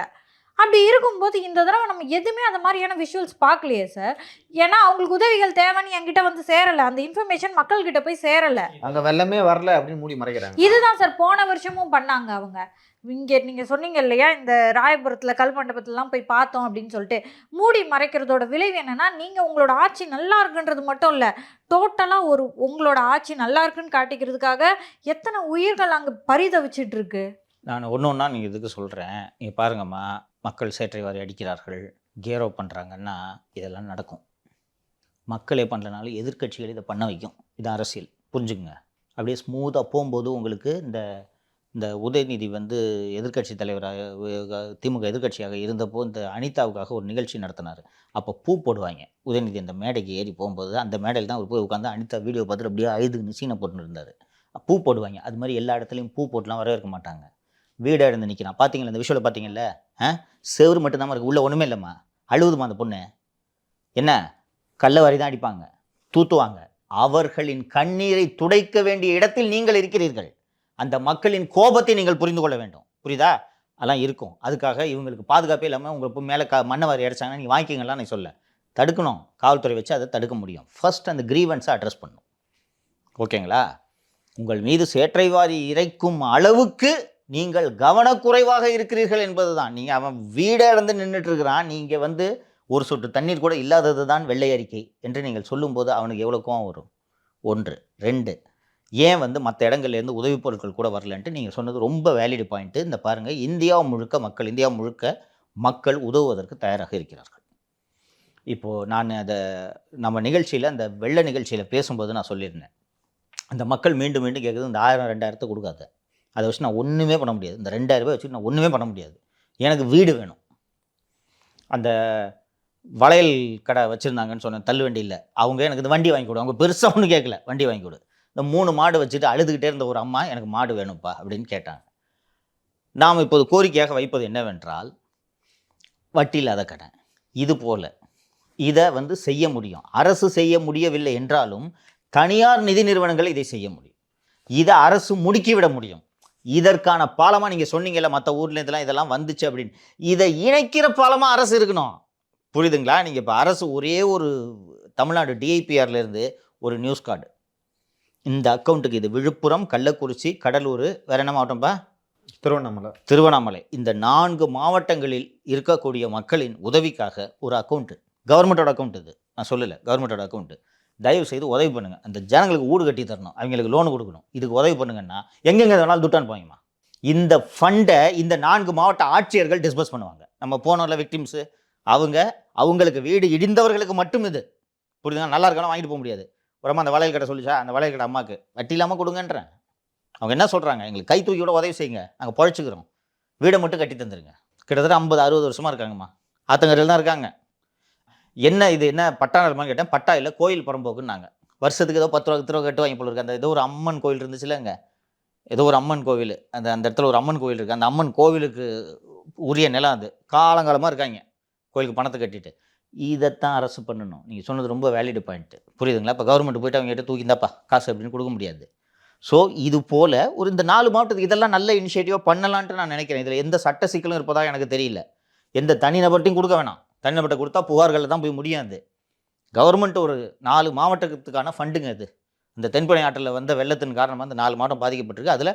அதுலேயும் பார்த்தோன்னா எல்லா இடங்களையும் வீடு இடியில இல்லையா, கடுமையாக பாதிக்கப்பட்டது அரகண்டநல்லூர், இன்னொரு 2 ஊர் சொன்னாங்க. மாடுகள்லாம் அடிச்சுட்டு போச்சு இல்லை இவங்களுக்கு. ஸோ எத்தனை மாடுமா போச்சு? இத்தனை மாடு போச்சு. ஒரு மாடுக்கு இத்தனாயிரம் ரூபாய் லோன் தரேன், லோனை திருப்பி கட்டிடணும், ஓகேவா? எல்லாரும் மாட்டுக்கு இன்சூரன்ஸ்லாம் கரெக்டாக பண்ணி வச்சுருக்க மாட்டாங்க, கரெக்டுங்களா? தர்றேன் அப்படின்னு இந்த 4 மாவட்டத்துக்கு ஒரு ஃபண்டு. அந்த ஃபண்டை அந்தந்த மாவட்ட ஆட்சியர்கள் நிர்வகிப்பார்கள். யார் இந்த மாதிரி இழந்திருக்காங்களோ அதற்கான ஆவணங்களை இல்லை விவரங்களை தெரிவித்து நீங்கள் இங்கே இந்த கடனை வாங்கிக்கலாம். இதெல்லாம் நீங்கள் இனிஷியேட்டிவ் எடுக்கணும். ஆனால் நீங்கள் இன்று இந்த மாநகராட்சி அலுவலகத்தில் அமைந்துள்ள கட்டுப்பாட்டு அறையை முதல்வர் பார்வையிட்டார். இந்த இடத்தில் அதாவது மழைக்கு நாள் இந்த விருகம்பாக்கம் கால்வாயை தூர்வாருவதை துணை முதல்வர் பார்வையிட்டார். 2 ஃபோட்டோ போட்டுட்டு அதுக்கப்புறம் அந்த ஆஃபீஸ் ஆஃப் உதயநிதி ஹேண்டிலில் அடுத்து 19 மணி நேரத்துக்கு பிறகு தான் அடுத்த ட்வீட் வரும். நீங்கள் பாருங்கள், நான் போய் சொல்லலை, இப்போ அந்த ஹேண்டில் போய் பாரு. இப்போ கடைசியாக என்ன வந்திருக்குன்னு பார்த்தேன். 3 நாளாக எதுவுமே வரல. கடைசியாக 3 நாளைக்கு முன்னாடி என்ன வந்திருக்குன்னு அந்த ஹேண்டில் பார்த்தா, இந்த சினிமா நடிகர் கார்த்தி போய் ஒரு 10 லட்ச ரூபா கொடுத்துருக்காரு உதயநிதிக்கு குறிஞ்சியில் ஒரு ரூமில். நான் தான் அவர் போய் பார்த்துருக்கேன், அந்த ரூம் தான் அது தெரியும் எனக்கு. அந்த ரூமில் கார்த்தி கொடுத்துருக்காரு. அப்புறம் இந்த வைக்கம் போராட்டத்துக்கு சம்மந்தமாக ஒரு ட்வீட்டு போட்டிருக்காரு. இதை தவிர 3 நாளாக அந்த ஹேண்டில்லேருந்து ஆக்டிவிட்டியே இல்லை. நான் அப்புறம் என்னடா ஆக்டிவிட்டி இல்லைன்றது விசாரித்தா வெளியிலே வரலன்றாங்க. அப்பா நேற்று வைக்கம் நிகழ்ச்சிக்கு கேரளா போயிட்டார். இவர் வீட்டை விட்டே வெளியில் வரல. யார் ஆட்சி நடத்துறது? உங்களுக்கு தெரியுதா இது எப்படி நடக்குதுன்றது தெரியுதா? அதிகாரம் ஒரு இடத்துல குவியும் போது என்ன நடக்குதுன்னு தெரியுதா? இவர் வெளிலே வரல, அப்பா அங்கே போயிட்டாரு. யார் வேலை செய்யுது? மழை நேற்று எப்படி பெஞ்சு பார்த்தீங்கல்ல? இப்போதாம்மா கண்ட்ரோல் ரூமில் உட்காரணும். நீங்கள் என்ன ஆச்சு, எங்கே பிரீச்சு, எங்கே தண்ணி பூந்துச்சு சொல்லு. எனக்கு ½ hour 30 மினிட்ஸ்க்கு ஒரு வாட்டி எனக்கு ரிப்போர்ட் வரணும். இப்படி தான் வேலை செய்யணும். எங்கேயாவது தப்பு நடந்துச்சு சஸ்பெண்ட் பண்ணுவேன், ஜாகிரதை. 2015 அந்த செம்பரம்பாக்கம் திறந்து விட்டது. அந்த டைம்லலாம் சார் நியூஸ் 7ல் நான் வேலை பார்த்துட்டு இருந்தேன். அந்த டைமில் நியூஸ் 7 பாலம் அப்படின்னே ஒன்று அமைச்சிருந்தாங்க. மக்கள் உதவி பண்ணாங்க. எங்கள் நியூஸ் 7 ஆஃபீஸ்க்கு நிறைய பொருட்கள் வரும், இங்கேருந்து அதை கொடுத்து அனுப்பிச்சாங்க. அப்போ என்ன சொல்லிட்டாங்க, சிவில் சொசைட்டி நம்மளே பாதுகாத்துக்கிறோம் அப்படின்ற மாதிரியான விஷயங்கள்லாம் சொல்லிட்டு இருந்தாங்க. அதெல்லாம் டிரைவ் பண்ணதுல திமுக ஒரு பெரிய வேலை உண்டுமா? நீங்கள் இந்த அரசாங்கத்தை நம்பினால் நீங்கள் நிம்மதியாக இருக்க முடியாது, நீங்கள் அரசாங்கத்தை நம்பாதீங்கன்னு அந்த சிவில் சொசைட்டியை டிரைவ் பண்ணதுலாம் திமுக ரோல் இருக்குது. நீங்கள் பண்ணிக்கிட்டு கிளைம் பண்ணுங்கள், நான் ஒன்றும் தப்பு சொல்ல. இப்போ வேலை செய்யுங்கன்னு தான் சொல்கிறோம், வேறு என்ன சொல்கிறோம் நம்ம. அண்ட் இரண்டாவதாக இந்த நம்ம நேற்று நிகழ்ச்சியில் பேசியிருந்தோம் இல்லையோ, அந்த அதிகாரிகள் கூட்டணிக்கு வேட்டு வைக்கும் அளவுக்கு நடந்து கொள்கிறார்கள்னு அந்த மதுரையில் கொடிக்கம்பம் தொடர்பாக 3 வருவாய் அலுவலர்கள் பணி இடைநீக்கம் செய்யப்பட்டிருந்தார்கள். வருவாய்த்துறை ஊழியர்கள் வேலை நிறுத்தம் அறிவித்து விட்டார்கள் நேற்று நான் சொல்லியிருந்தேன். நேற்று நான் நிகழ்ச்சி ஷூட்லாம் முடிச்சுட்டு போகிறேன். நைட்டு 3 சஸ்பென்ஷனும் வாபஸ். பார்த்தீங்களா நியூஸு? 3 இடைநீக்கமும் வாபஸ். இது எப்படிப்பட்ட அலங்கோல ஆட்சி தெரிகிறதா? ஒருத்தர் ஃபஸ்ட்டு எதுக்கு சஸ்பெண்ட் பண்ணுறீங்க? கலெக்டருக்கு சஸ்பென்ஷன் பவர்ஸ் இருக்குன்னா யார் வேணாலும் சஸ்பெண்ட் பண்ணுறீங்களா? இது நல்லா ஊன்றி கவனித்து பார்த்தால் நான் இந்த விஷயத்தில் என்ன நடந்திருக்கிறது என்பதை நான் புரிந்து கொள்கிறேன் என்றால், அந்த மதுரை மாவட்ட ஆட்சியரோட தனிப்பட்ட ஈகோவில் தான் இவ்வளவும் நடக்கிறதா நான் புரிஞ்சுக்கிறேன்.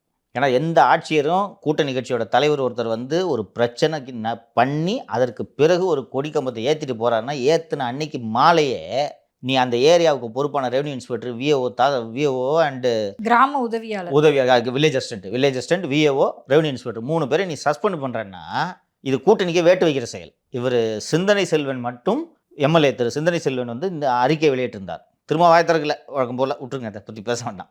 சிந்தனை செல்வன் மட்டும் நீங்கள் இதை செய்வது பழிவாங்கும் நடவடிக்கை, அவர்களுடைய பணி இடைநீக்கத்தை நீங்கள் வாபஸ் பெற வேண்டும்னு அவர் மட்டும் அறிக்கை வெளியிட்டிருந்தார்.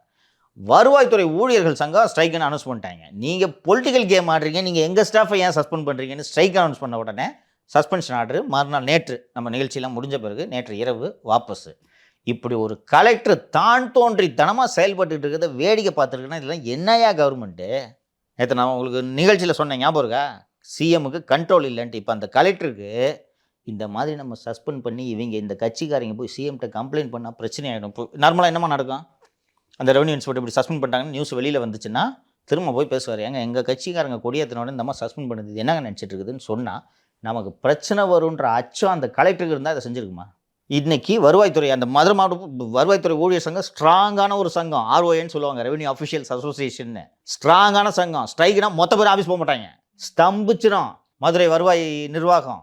அதுக்கு பயந்துக்கிட்டு அந்த மாதிரி சஸ்பெண்ட் பண்ணுதுன்னா நீங்கள் கூப்பிட்டு ஒரு சீஃப் செக்ரட்டரி புள்ள பண்ண வேணாம், என்ன அட்மினிஸ்ட்ரேஷன் நடத்துகிறேன் என்ன நடத்துகிறேன்னு? இது ஃபஸ்ட்டு அவசியமா அது?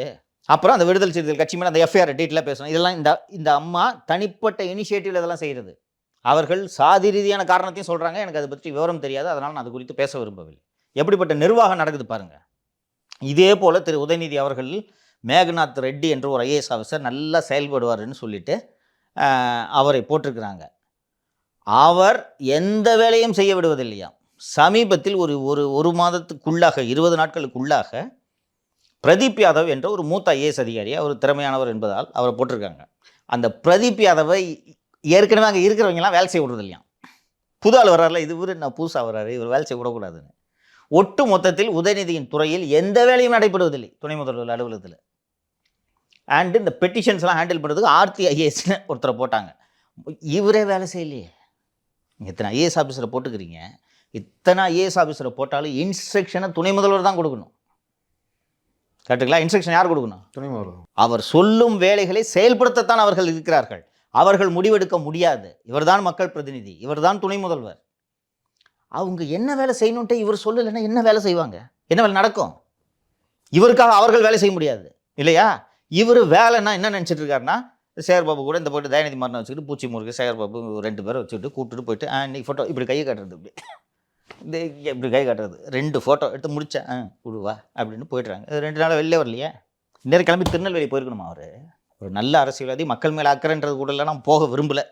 நீங்கள் ஒரு நல்ல அரசியல்வாதி ஆக வேண்டும் என்றால் கூட நீங்கள் திருநெல்வேலி செல்ல வேண்டும்.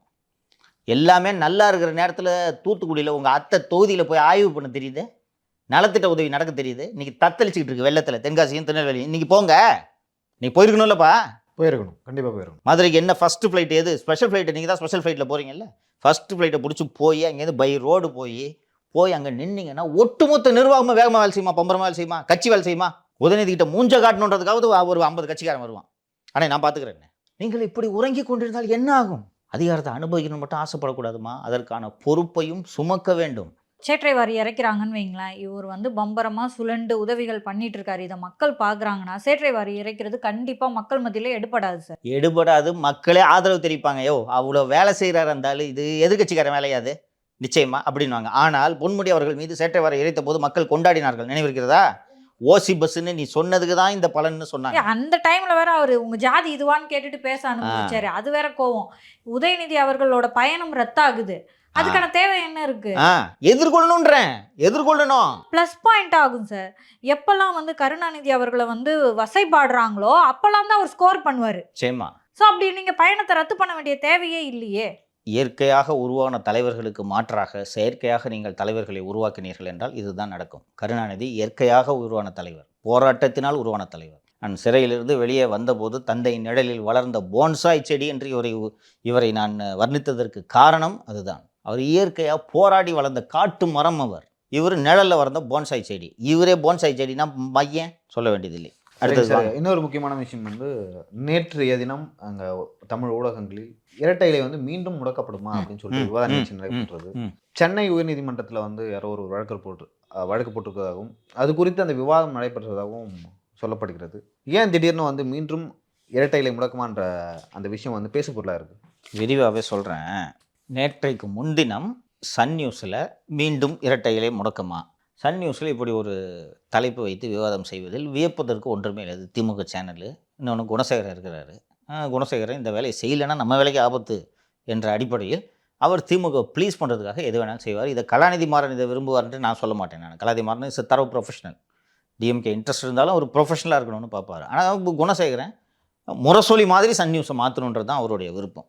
நியூஸ் 18ல் இதை வச்சது தான் எனக்கு வியப்பு. பட் வியப்படையக்கூடாது. நியூஸ் 18ல் சொல்லதிகாரமாக அந்த நிகழ்ச்சி பேர், அதில் இதே விவாதம், இதே தலைப்பு, மீண்டும் இரட்டையிலை முடக்கமான. இப்போது நானும் பத்திரிகையாளன் தான். அது என்ன வழக்குன்னு எனக்கும் க்யூரியஸாக இருந்துச்சு. ஏன்னா எல்லாம் முடிஞ்சு போச்சு. பொதுக்குழுவில் இந்த ஒருங்கிணைப்பாளர், இணை ஒருங்கிணைப்பாளர் பதவியெல்லாம் நீக்கிட்டாங்க. தேர்தல் ஆணையம் அந்த நீக்கிய தீர்மானங்களை அங்கீகரித்து தேர்தல் ஆணையத்தோட இணையதளத்திலேயே ஏற்றிருச்சு. இதெல்லாம் ஈரோடு பை எலெக்ஷனுக்கு முன்னாடியே நடந்து முடிந்து விட்டது. அண்டு ஓபிஎஸோட ஸ்டேட்டையும் ரிஜெக்ட் பண்ணிட்டாங்க. ஓபிஎஸ் போட்ட சூட்டு இன்னும் விசாரணை ஸ்டேஜுக்கே வரல. இப்போ இப்படி இருக்கும்போது திடீர்னு இந்த ரெட்டலைன்றது என்ன மேட்ருன்ட்டு எனக்கு க்யூரியஸ். நான் விசாரிச்சுட்டேன், விவரத்தை சொல்கிறேன். அப்படி இருக்கும்போது ஒரு மெயின் ஸ்ட்ரீமில் ஒரு ப்ரைம் டைமில் டிபேட் வைக்கிறீங்கன்னா, டிபேட் வைக்கிற அளவுக்கு இந்த டாபிக் ஒர்த்தான்றதை யோசிக்க வேணாம்.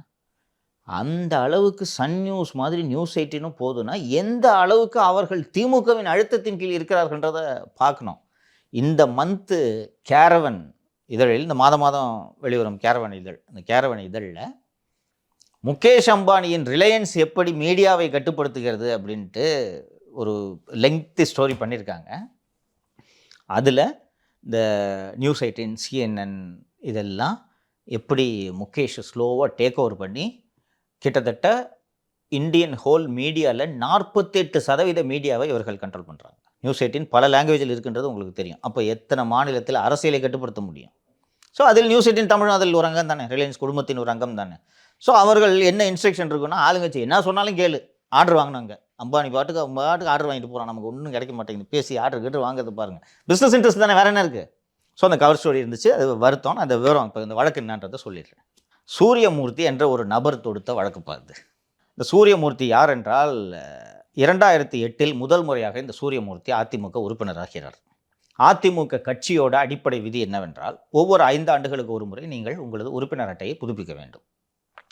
2013 இவர் மீண்டும் தனது உறுப்பினர் அட்டையை புதுப்பிக்கிறார். 2018 இவர் மீண்டும் உறுப்பினர் அட்டையை புதுப்பித்திருக்க வேண்டும். 18 புதுப்பிக்க தவறிவிட்டார். ஸோ ஆஸ் ஆஃப் டுடே இவர் அதிமுக உறுப்பினரே அல்ல. ஒன்று. ஒரு இரண்டாவது முக்கியமான விஷயம், 2021 சட்டப்பேரவை தேர்தலில் இந்த சூரியமூர்த்தி எடப்பாடி தொகுதியில் அதிமுக வேட்பாளருக்கு எதிராக எம்ஜிஆர் மக்கள் கட்சி என்ற பெயரில் போட்டியிட்டவர். அப்போது ஒரு கட்சிக்கு எதிராக ஒருத்தர் போட்டிட்டார்னாலே அவர் அந்த கட்சியே இருக்க முடியாது. ஓகேவா? இதற்கு பிறகு இந்த சூரியமூர்த்திக்கு வேலை என்னென்னா, ஏடிஎம்கே தொடர்பாக ஏதாவது ஒரு வழக்கு போட்டுக்கிட்டே இருக்கிறது. 2020 முதல் இவர் தொடர்ந்து வழக்கு போட்டுக்கிட்டு இருக்கார். அதாவது இந்த சசிகலாவை நீக்கின தீர்மானம்லாம் இருக்குல்ல, இணை ஒருங்கிணைப்பாளர் பதவியெல்லாம் உருவாக்குனாங்கல்ல, அதை சேலஞ்ச் பண்ணி ஒரு பெட்டிஷன் போடுறாரு.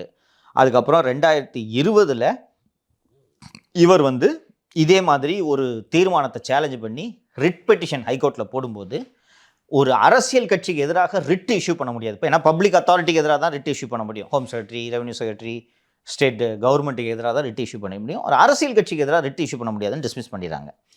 டிஸ்மிஸ் பண்ணோன்னா இவர் சூட்டு ஃபைல் பண்ணுறாரு. இந்த தீர்மானம் தப்பு, அந்த தீர்மானம் தப்புன்ட்டு ஃபைல் பண்ணும்போது அதிமுக 2021 இந்த சூட்டுக்கு எல்லாமே பதில் போட்டுறாங்க. அதிமுகவோட ரிப்ளை என்னென்னா, இந்த ஆள் உறுப்பினர் கூட கிடையாது. ஃபஸ்ட்டு இது ஒரு பேசிக் லீகல் இதில் இது ஒரு பேசிக். இப்போ நான் ஒரு கட்சிக்குள்ளே இருக்கக்கூடிய ஒரு விவகாரம் தொடர்பாக ஒரு சூட்டு போடுறேன்னா, நான் இந்த கட்சியில் இருக்கிறேங்க, இந்த கட்சியில் இது தவறு நடந்திருக்கு தான் நீங்கள் போக முடியும். நான் திமுகவில் இருந்துட்டு ஏடிஎம்கேல இது நடக்குதுன்னுலாம் நீங்கள் போக முடியாது. ஸோ இவர் அதிமுக உறுப்பினரே இல்லை. அண்ட் ஏற்கனவே நான் சொன்ன மாதிரி 2021 தேர்தலில் இவர் அதிமுக வேட்பாளருக்கு எதிராக எம்ஜிஆர் மக்கள் கட்சி என்ற பெயரில் எதிராக போட்டியிட்டவர். அது போக இவர் ஒவ்வொரு கோர்ட்லையும் இந்த மாதிரி பெட்டிஷனை போட்டு, வேரியஸ் பெட்டிஷனை போட்டு, தீர்மானத்தெல்லாம் போட்டு சேலஞ்ச் பண்ணிகிட்டே இருக்கிறாரு. சூட்டை டிஸ்மிஸ் பண்ணுங்கள் என்று போட்டு விடுகிறார்கள். இது 2022. ஓகேங்களா? அதுக்கப்புறம் எதுவுமே நடக்கலை. 12/12/2024 இவர் தேர்தல் ஆணையத்திற்கு ஒரு மனு அளிக்கிறார். நான் இந்த மாதிரி இந்த தீர்மானத்தெல்லாம் சேலஞ்சு பண்ணி சூட்டு போட்டிருக்கேன், அந்த சூட்டு முடிகிறது வரைக்கும் ஏடிஎம்கேல யாருக்குமே ரெட்டலை சிம்பிளை ஒதுக்கக்கூடாது அப்படின்னு போகிறாரு. இதை கோர்ட்டு ஏற்றுக்காது. சிம்பிளை யார் கண்டெஸ்ட் பண்ணோம்? கட்சி என்னிடம் இருக்கிறது. இப்போ நானும் லியோவும் ஒரு கட்சியில் இருக்கிறோம். கட்சி 2 உடஞ்சிருச்சுன்னா நான் எங்க கட்சியோட பெரும்பாலான பொதுக்குழு உறுப்பினர்லாம் என்கிட்ட தாங்க இருக்கிறாங்க, நீங்கள் அவருக்கு சிம்பிள் அவருக்கு கொடுக்கக்கூடாது அப்படின்னு சொல்லிட்டு இப்போ இந்த மகாராஷ்டிராவில் என்சிபியில் நடந்துச்சு, சிவசேனாவில் நடந்துச்சு, தமிழகத்தில் திமுக பிரிந்த போது வைகோ மதிமுக மற்றும் திமுக இடையே நடந்திருக்கிறது. அண்டு அதிமுக 2ஆக உடைந்து கிடந்த போது ஜானகி ஜெயலலிதா இடையே இது நடந்திருக்குது. இப்படி தான் போக முடியும். ஒரு தனிநபர் போய் சார் நீங்கள் அவருக்கு சிம்பிள் கொடுக்காதீங்க, அதுவும் கட்சியிலே உறுப்பினர் இல்லை, இதெல்லாம் கேட்டால் தேர்தல் ஆணையம் இதை ஏற்றுக்காது. ஆனால் இவர் பிப்ரவரி 2024 கரெக்டாக இவர் எப்போ பண்ணுறாருன்னு கேட்டிங்கன்னா, மக்களவை தேர்தலுக்கு முன்பாக இதை செய்கிறார். இவரோட அந்த பெட்டிஷனை எலெக்ஷன் கமிஷன் அப்படியே பெண்டிங்காக வச்சுக்கிட்டு இருக்கு. இவர் வந்து பிப்ரவரி 2024 இந்த மாதிரி ரெட்டலை சின்னத்தை வந்து அதிமுகவுக்கு ஒதுக்கக்கூடாதுன்னு கொடுக்கும்போது தேர்தல் ஆணையம் அதிமுக கட்சிக்கு இதை ஃபார்வர்ட் பண்ணுறாங்க. அதுக்குள்ளே தான் எல்லாம் முடிஞ்சிருச்சு. இந்த ஈரோடு கிழக்கு தேர்தலே இது முடிஞ்சு போச்சு. ஏடிஎம்கேக்கு இதை ஃபார்வர்ட் பண்ணுறாங்க. என்னங்க சொல்கிறீங்க, இந்த மாதிரி ஒருத்தர் உங்களுக்கு சிம்பிளை ஒதுக்கக்கூடாதுன்னு சொன்னோன்னா, எங்கே இருந்தாலும் ஒரு வேலை இல்லை, அவருக்கும் கட்சிக்கும் சம்மந்தம் இல்லைன்ட்டு அவங்க வந்து அதிமுக கடந்த 7 மார்ச் 2024 அன்று இதற்கு பதிலளித்து விடுகிறார்கள். இவர் பிப்ரவரி மாதம் ஒரு ரெப்ரஸன்டேஷன் கொடுத்தார்ல, சிம்பிளை ஒதுக்காதீங்கன்னு, அந்த ஆணையத்தின் மீது தேர்தல் ஆணையம் இறுதி முடிவு எடுக்க, இதுக்கு நடுவில் இந்த தேர்தல் ஆணையம் இதில் இவரோட பெட்டிஷனை உனக்கு ஒரு வேலை இல்லை அப்படின்ட்டு ஒரு பதிலை தூக்கி போட்டால் முடிஞ்சு போச்சு. ஆனால் தேர்தல் ஆணையம் அதை அப்படியே நிலுவையில் வச்சுக்கிட்டு இருக்கு.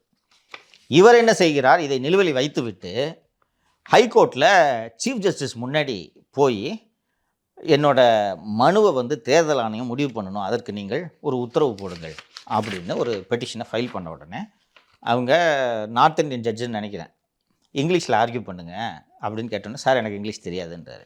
25 பக்கத்துக்கு பெட்டிஷன் இங்கிலீஷில் போட்டிருக்கிற, ஆனால் இங்கிலீஷ் தெரியாதுன்ற எப்படி? அவங்களுக்கு தெரியுது யாரோ ஒருத்தரை வச்சுக்கிட்டு கோர்ட்டை யூஸ் பண்ணுறாங்கன்னு தெரியுது. இவ்வளோ பெரிய பெட்டிஷனை இங்கிலீஷில் டைப் பண்ணி போட்டிருக்கேன். சரி, உங்களுக்கு இங்கிலீஷ் தெரியாதுன்னு சொல்கிறீங்களா, நீங்கள் வக்கீலை வைங்க, உங்கள்கிட்ட காசு இல்லைன்னா நாங்கள் உங்களுக்கு வக்கீலை வைக்கிறோம் அப்படின்னு சொன்னோன்னே, சரி சார் நான் வக்கீலை வைக்கிறேன்னு சொல்லிட்டு அந்த ஸ்டேஜில் இந்த பெட்டிஷனை தள்ளுபடி இல்லை, தள்ளி வைக்கப்படுகிறது. நீங்கள் ஒரு வக்கீலை வைங்க அப்படின்னு சொல்லிட்டு 30/7/2024 அன்னைக்கு இந்த கேஸை தள்ளி வைக்கிறாங்க. ஜூலைக்கு அப்புறம் இந்த கேஸ் விசாரணைக்கே வரல. கடைசியாக 4/12/2024 அன்று இந்த வழக்கு விசாரணைக்கு, இந்த மாதம் விசாரணைக்கு வரும்போது ஜட்ஜு வந்து இதை எடுத்துகிட்டு, இது என்ன மேட்ரு, இது எதுக்கு இவ்வளோ நாளாக ஒன்றுமே இல்லாத மேட்ரு இப்படி பெண்டிங்காக வச்சுக்கிட்டு இருக்கீங்கன்னு சொன்ன உடனே தேர்தல் ஆணையம் அப்போ வந்து, சார் நாங்கள் இதை விசாரிச்சுட்டு டிஸ்போஸ் பண்ணுறோம். இவங்க அப்போவே பண்ணியிருக்கணும். ஏடிஎம்கே கிட்ட கருத்து கேட்குறாங்க, இவர் சிம்பிள் ஒதுக்காதுன்னு சொல்லும்போது ஏடிஎம்கே கிட்ட கருத்து கேட்குறாங்க. ஏடிஎம்கே 7/3/2024 அன்றைக்கி அவங்க கருத்தை தெரிவிச்சிட்டாங்க. தெரிவித்த உடனே இமிடியேட்டாக தேர்தல் ஆணையம் உங்களோட மனு தள்ளுபடி செய்யப்படுகிறதுன்னு மார்ச் 2024 தேர்தல் ஆணையம் இதை முடித்திருக்க வேண்டும்.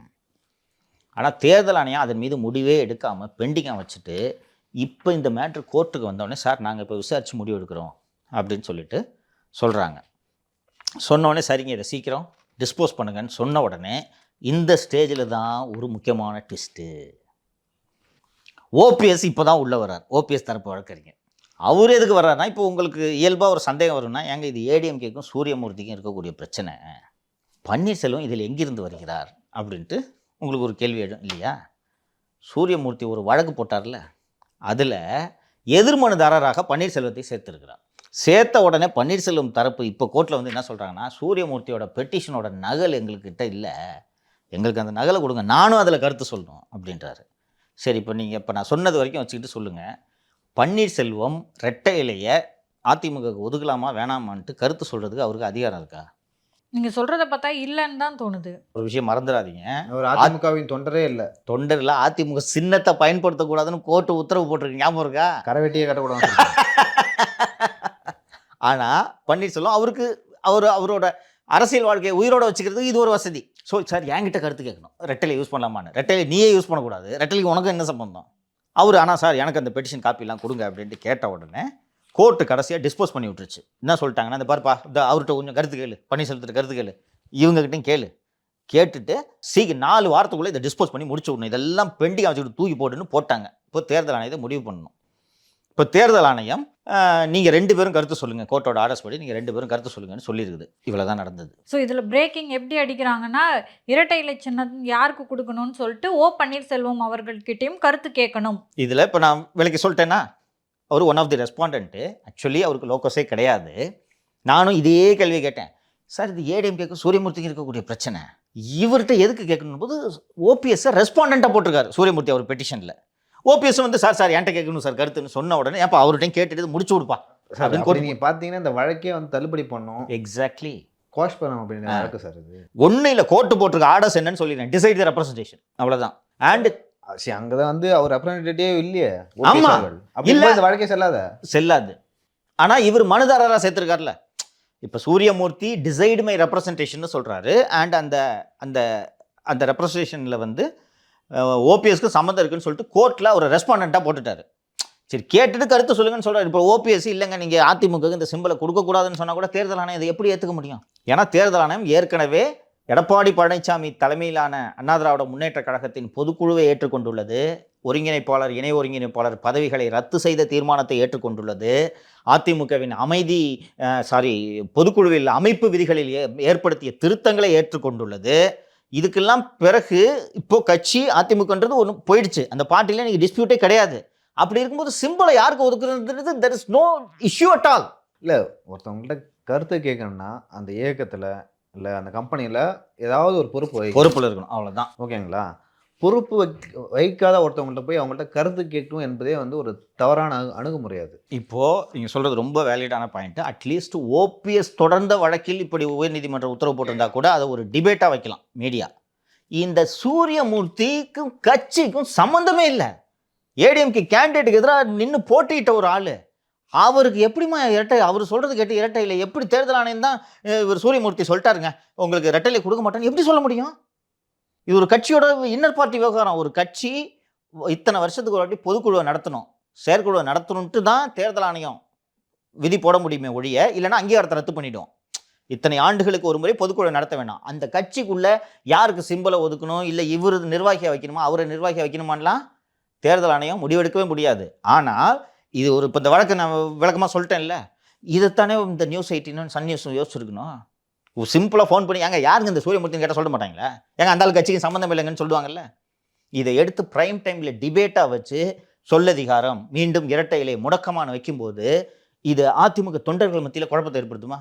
ஸோ இது என்ன மாதிரியான இமேஜை கொடுக்கும்னா, ஸோ இரட்டை இலை சின்னம் அப்படின்றது அதிமுக தலைக்கு மேல் தொங்கும் கத்தி. கரெக்டாமா? நல்லா ரொம்ப எளிமையாக சொன்னீங்க நீங்கள். இல்லை, அதை தாண்டி இன்னொரு விஷயம், இவ்வளோ நாளாக வந்து டிபேட் எப்படி போச்சுன்னா விஜய் வந்து திமுக விமர்சனம் செய்கிறாரு, அதை சுற்றி தான் இருந்தது. இப்போ அப்படியே கொஞ்சமாக டைவர்ட் பண்ணி போகிறாங்களா? அப்சர்டுப்பா, பொய்யுப்பா, பச்சை பொய்யுப்பா இந்த டிபேட்டு. எனக்கு அதான் ரொம்ப வருத்தமாக இருந்துச்சு. சன் நியூஸ் ஓகே, திமுக சேனல் மாதிரி ஓகே, இவங்களுக்கு என்ன நியூஸ் 18க்கு ஒட்டுமொத்த ஊடகங்களும் எப்படி இந்த அதிமுக கட்சி அழியணும்னு நினைக்கிறாங்க. அதனால தான் இன்னைக்கு டீட்டெயிலாக நானும் வந்து எனக்கும் இது எல்லா டிஸ்பியூட்டும் முடிஞ்சு போச்சு, இப்போ என்ன சிம்பிள் பஞ்சாயத்துன்னு சொல்லிட்டு தான் இது என்ன விவரம்னு விசாரிச்சோம் க்ளீனாக சொல்லிட்டாங்க. சார் கட்சிக்கு அந்த அளவுக்கு சம்மந்தமே இல்லை சார்ன்ட்டு. 5 நிமிஷத்து மேட்ரு பாது. இன்னும் சொல்ல போனோன்னா ஸ்க்ராலாக போடுறது கூட இது ஒர்த்து கிடையாது. இந்த மேட்ரு கரெக்டாக 2 பேரும் மீடியாவில் வேலை பார்த்தா வந்து ஸ்க்ராலாக போடுறது கூட ஒர்த்து கிடையாது. இது அதிகபட்சம் தள்ளுபடி செய்யப்பட்டதுன்னு சொல்லிட்டு போகிறோம், அவ்வளோதான். சென்னை ப்ரெஸ் கிளப்பில் வந்து ரொம்ப நாளாக எலெக்ஷன் நடக்கலை அப்படின்ற ஒரு விஷயம் சொல்லிட்டு இருந்தாங்க. இப்போ வந்து கோர்ட்டே வந்து வழக்கு நடக்கணும் அப்படின்ற ஒரு விஷயத்த சொல்லியிருக்காங்க. அதுக்கு நடுவில் வந்து இப்போது 2 பிரிவாக ஜேர்னலிஸ்ட்டுங்க பிரிஞ்சு வந்து இந்த எலெக்ஷனை எதிர்கொள்ள போகிறாங்க. இதோட முழு விவரம் என்ன சார்? ஃபஸ்ட்டு இது ஒரு விஷயம் சொல்லிடுறேம்மா. ஜேர்னலிஸ்ட்டுக்குன்ட்டு ஒரு தமிழகம் தழுவிய அளவில் ஒரு அங்கீகரிக்கப்பட்ட ஒரு அமைப்புன்னு எதுவுமே கிடையாது. நீங்கள் ஒவ்வொரு மாவட்டத்தையும் எடுத்துட்டிங்கன்னா 5 ப்ரெஸ் கிளப் இருக்கும், 5 ப்ரெஸ் அசோசியேஷன் இருக்கும். மதுரை மாவட்டம்னு எடுத்திங்கன்னா மதுரையிலே 4 ப்ரெஸ் அசோசியேஷன் இருக்கும். இந்த நீங்கள் எல்லா துறையிலையும் பாலிடிக்ஸ் இருக்கும். இந்த பத்திரிகையாளர் துறையில் இருக்கக்கூடிய பாலிடிக்ஸை மட்டும் நீங்கள் கனவில் கூட நினைத்து பார்க்க முடியாது, அவ்வளவு அரசியல் இருக்கும். இந்த தேர்தலிலேயே கோடிகளை தொடும் அளவுக்கு பணப்புழக்கம் நடைபெறுகிறது. விவரமாக சொல்கிறேன் நான். கிட்டத்தட்ட 20 ஆண்டுகளுக்கு மேலாக இந்த பத்திரிகையாளர் மன்றத்துக்கு தேர்தல் நடக்கவில்லை என்பது உண்மைதான். அண்ட் அதற்கான காரணத்துக்குள்ளே டீப்பாக போவேன். நீங்கள் முடிஞ்சிருச்சு இஷ்யூ, ஓகேவா? அது ஏன் தேர்தல் நடக்கலன்னு கேட்டால் மாற்றி கேஸ் போட்டுட்டு இருந்தாங்க. ஏன் தேர்தல் நடக்கலன்னு கேட்டால் இவர் அவரை சொல்லுவார், அவர் இவரை சொல்லுவார், அவர் இன்னொருத்தர் சொல்லுவார். இப்படி சுற்றி வந்துட்டு இருக்கோம். கடைசியில் யார் மேலே தப்புன்றது தெரியாமல் கடைசியில் இந்த விவகாரத்தை தொட்ட அத்தனை பேரும் எப்போ என்ன விட்டுருங்கன்ட்டு போயிடுவாங்க. அப்படிப்பட்ட குழப்பம் அது. அந்த குழப்பங்கள் எல்லாம் முடிந்து இன்று நீதிமன்றத்தின் உத்தரவின் அடிப்படையில் ஓய்வு பெற்ற சென்னை உயர்நீதிமன்ற நீதிபதி திரு பாரதிதாசன் அவர்கள் தலைமையில்னா அவருக்கு பொறுப்பாக போட்டிருக்காங்க. அவங்க இதில் ஒரு எலெக்ஷன் ஆஃபீஸராக ஒரு சம்திங் அவர் கண்காணிப்பில் அப்படின்றது தான் சரியாக இருக்கும்னு நினைக்கிறேன். சென்னை பத்திரிகையாளர் மன்றத்திற்கு தேர்தல் நடைபெறுகிறது. இதில் 2 அணிகள் போட்டி போடுகின்றன. ஒன்று அவர்கள் நீதிக்கான அணி, அநீதிக்கான அணி அப்படின்ட்டுலாம் இதுக்கு சொல்லிக்கிறாங்க. யார் தேர்தல் நிற்கிறா, எந்த அணின்னு சொல்லுங்கள். ஒன்று திரு ஆர்கே ராதாகிருஷ்ணன், ஹிந்து குழுமத்தை சேர்ந்த திரு ஆர்கே ராதாகிருஷ்ணன் அவர்கள் தலைமையிலான அணி ஒன்று. இன்னொன்று திரு சுரேஷ் வேதநாயகம் தலைமையிலான அணி வந்து அவர்கள் தான் நீதிக்கான அணியான்னு தெரில, அவங்க எதுக்குன்னு தெரில. அந்த அணி, இந்த 2 அணி இருக்குது போட்டி போடுறது. இதுதான் லீடிங்கான அணி. இந்த ஆர்கே அணியில் நமக்கு தெரிந்த பெயர்களாக திரு ஆர்கே ராதாகிருஷ்ணன், திரு எஸ்பி லட்சுமணன், திரு ஷபீர் அகமது ஆகியோர் முக்கிய நிர்வாகிகளாக போட்டியிடுகிறார்கள். அந்த பக்கம் வந்து திரு ஹஃபீஸ் அகமது, சுரேஷ் வேதநாயகம், நெல்சன் போன்றோர் அந்த இன்னொரு அணியில் போட்டியிடுகிறார்கள். இதில் இந்த 2 அணிக்கும் பெரிய வேறுபாடு என்று சொல்ல முடியாது. ஒன்று திமுக ஆதரவு பெற்ற அணி, இன்னொன்று திமுக ஆதரிக்கும் அணி. இப்படி தான் பார்க்க முடியும். அதனால் பெரிய இந்த இந்த கன்னத்தில் மறு வச்சுப்பாங்களா அது மாதிரி அணிதாகத்தான் இதை பார்க்க வேண்டும். ஆனால் பத்திரிகையாளர்களின் நலன்களை பாதுகாப்பதற்கென்று ஒன்று வேண்டும். ஃபஸ்ட்டு இது எங்கேருந்து தொடங்குது அப்படின்றத நான் சொல்லிடுறேன்மா நான்.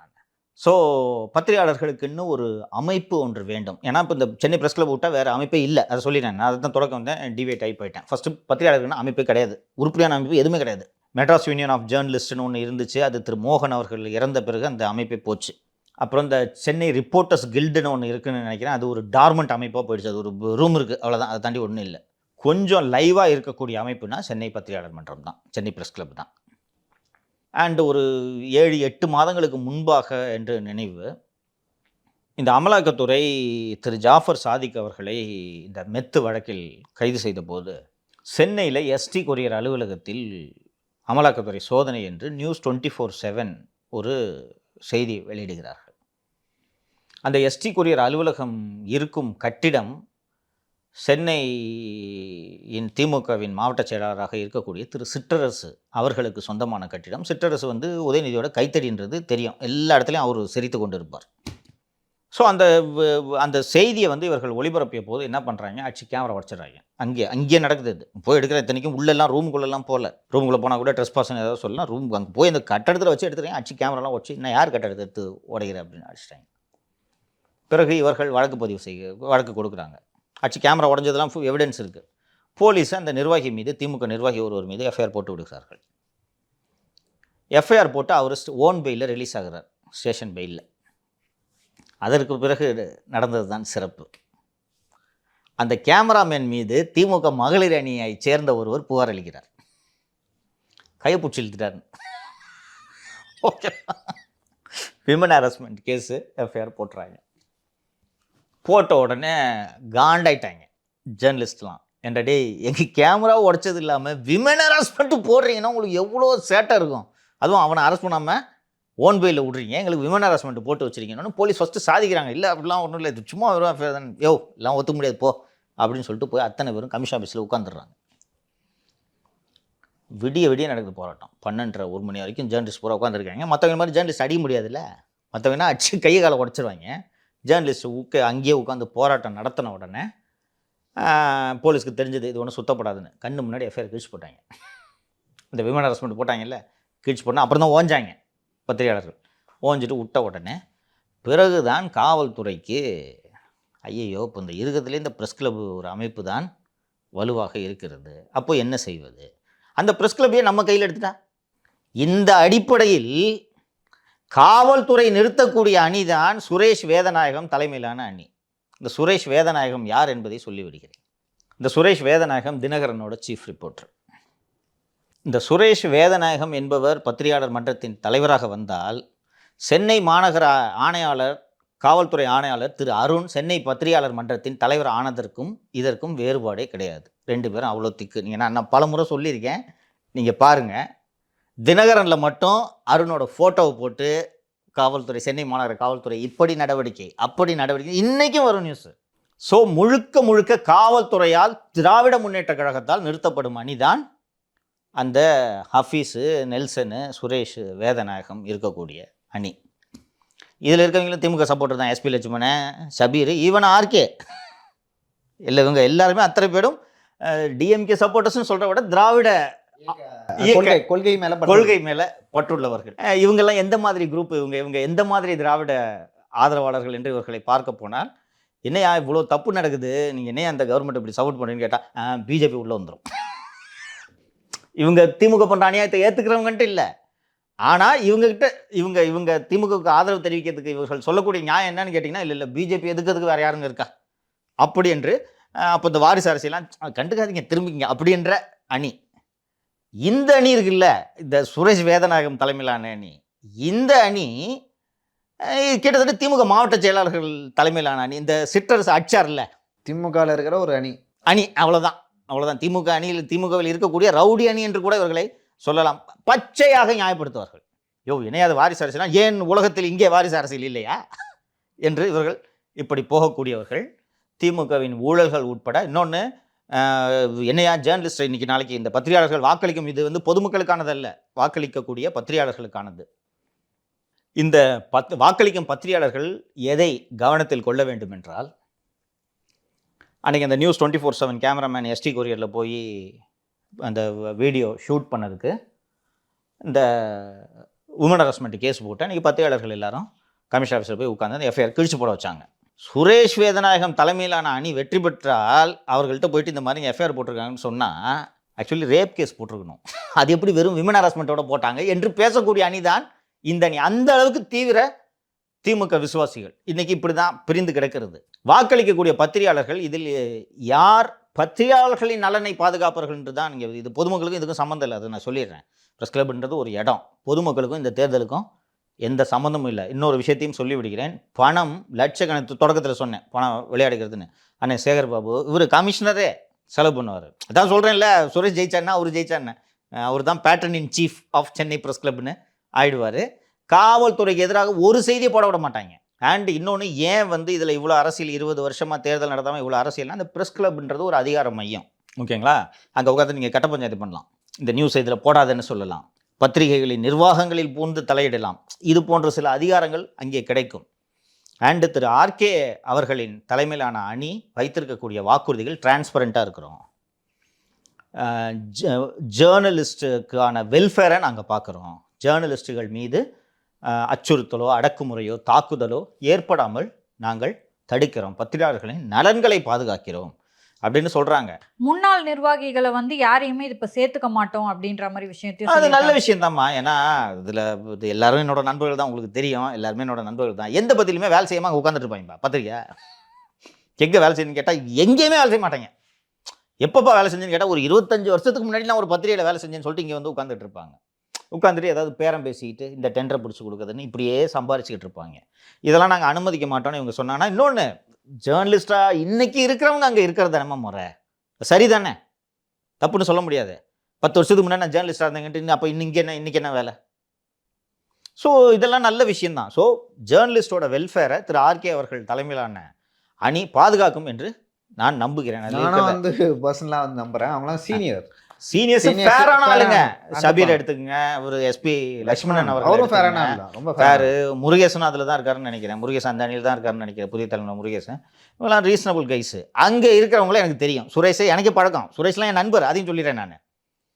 திரு சுரேஷ் வேதநாயகம் அவர்களை பற்றி இவ்வளோ விமர்சனங்களை வைத்தேனே. சுரேஷ் எனது நண்பர், நெல்சன் எனது நண்பர், ஹஃபீஸ் எனது நண்பர், ஆசிஃப் இல்லையா, ஆசிஃப் எனது நண்பர். அவர்களுக்கு என்றாம் ஆதரவு தெரிவிக்கிறார். இன்னொன்று இதில் முக்கியமான விஷயத்தை குறிப்பிட வேண்டும். பொதுச் செயலாளர் பதவிக்கு திரு ஷபீர் இந்த அணியில் நிற்கிறார் என்று நான் நினைக்கிறேன். ஹிந்து குழுமத்தில் நிறைய வாக்குகள் இருக்குது, ஓகேங்களா? புதிய தலைமையில் கணிசமான வாக்குகள், சன்னில் கணிசமான வாக்குகள், இது போக ஹிந்து குழுமத்தில் கணிசமான வாக்குகள். இப்போ ஹிந்து குழுமத்திலிருந்து தான் ஆர்கே நிற்கிறார். ஸோ ஆர்கே அணிக்கு இது செல்ல வேண்டும். ஆர்கேக்கு ஓட்டு போட்டுருவாங்க ஹிந்துவில் இருக்கவங்களாம். ஏன்னா இப்போது இந்த தலைவர் பதவிக்கு கண்டெஸ்ட் பண்ணுறது ஆர்கே அண்டு சுரேஷ். அதில் கன்ஃபியூஷன் இல்லை, ஹிந்து எம்ப்ளாயிஸோட ஓட்டு போகிற ஆர்கேக்கு போயிடும். இப்போ ஆர்கே அணியில் இருக்கக்கூடிய ஷபீர் வந்து நியூஸ் மினிட்டை சேர்ந்தவர். அவருக்கு ஹிந்துவோட வாக்குகள் போகக்கூடாது. அதுக்காக பொதுச் செயலாளர் பதவிக்கு தனியாக ஹிந்துலேருந்து கோலப்பணம் தூக்கி நிப்பாட்டியிருக்காங்க. கோலப்பணமும் எனது நண்பர், ஓகேவா? பட் ஷபீர் வெற்றி பெற்றால் he will act as a better office bearer என்று நான் நம்புகிறேன். என்ன ரீசன்னா, ஒரு கோலப்பனை விட ஷபீர் வந்து ஒரு நிர்வாகியாக, ஏன்னா பத்திரிகையாளர் தொடர்பான எல்லா போராட்டங்களிலும் ஷபீர் முன்னிலையில் நிற்கக்கூடியவர். கோலப்பனை நான் எந்த போராட்டத்திலையும் பார்த்ததில்லை. எப்போயாவது சம்பிரதாயமாக பத்திரிகையாளர் மட்டத்தில் ஆர்ப்பாட்டம் நடத்தால் வந்து கலந்து கொள்வார். ஆனால் ராத்திரி 12 மணியாக இருந்தாலும் ஷபீர் போவார். போயிருக்கேன், நானுமே போயிருக்கேன். பல போராட்டங்களில் நான் சென்று கலந்து கொண்டிருக்கிறேன். ஸோ வாக்களிக்கக்கூடியவர்கள் இது எல்லாவற்றையும், இது ஏன் வந்து கோலப்பணம் அவங்க நிறுத்தினாங்கன்னா, ஹிந்து குரூப்போட ஓட்டு ஷபீருக்கு போயிடக்கூடாது. அப்போ ஹிந்து எம்ப்ளாயிஸோட லாயல்ட்டி அங்கே இருக்குன்னு ஒரு 60-70 ஓட்டு இருக்கு போல இருக்குங்க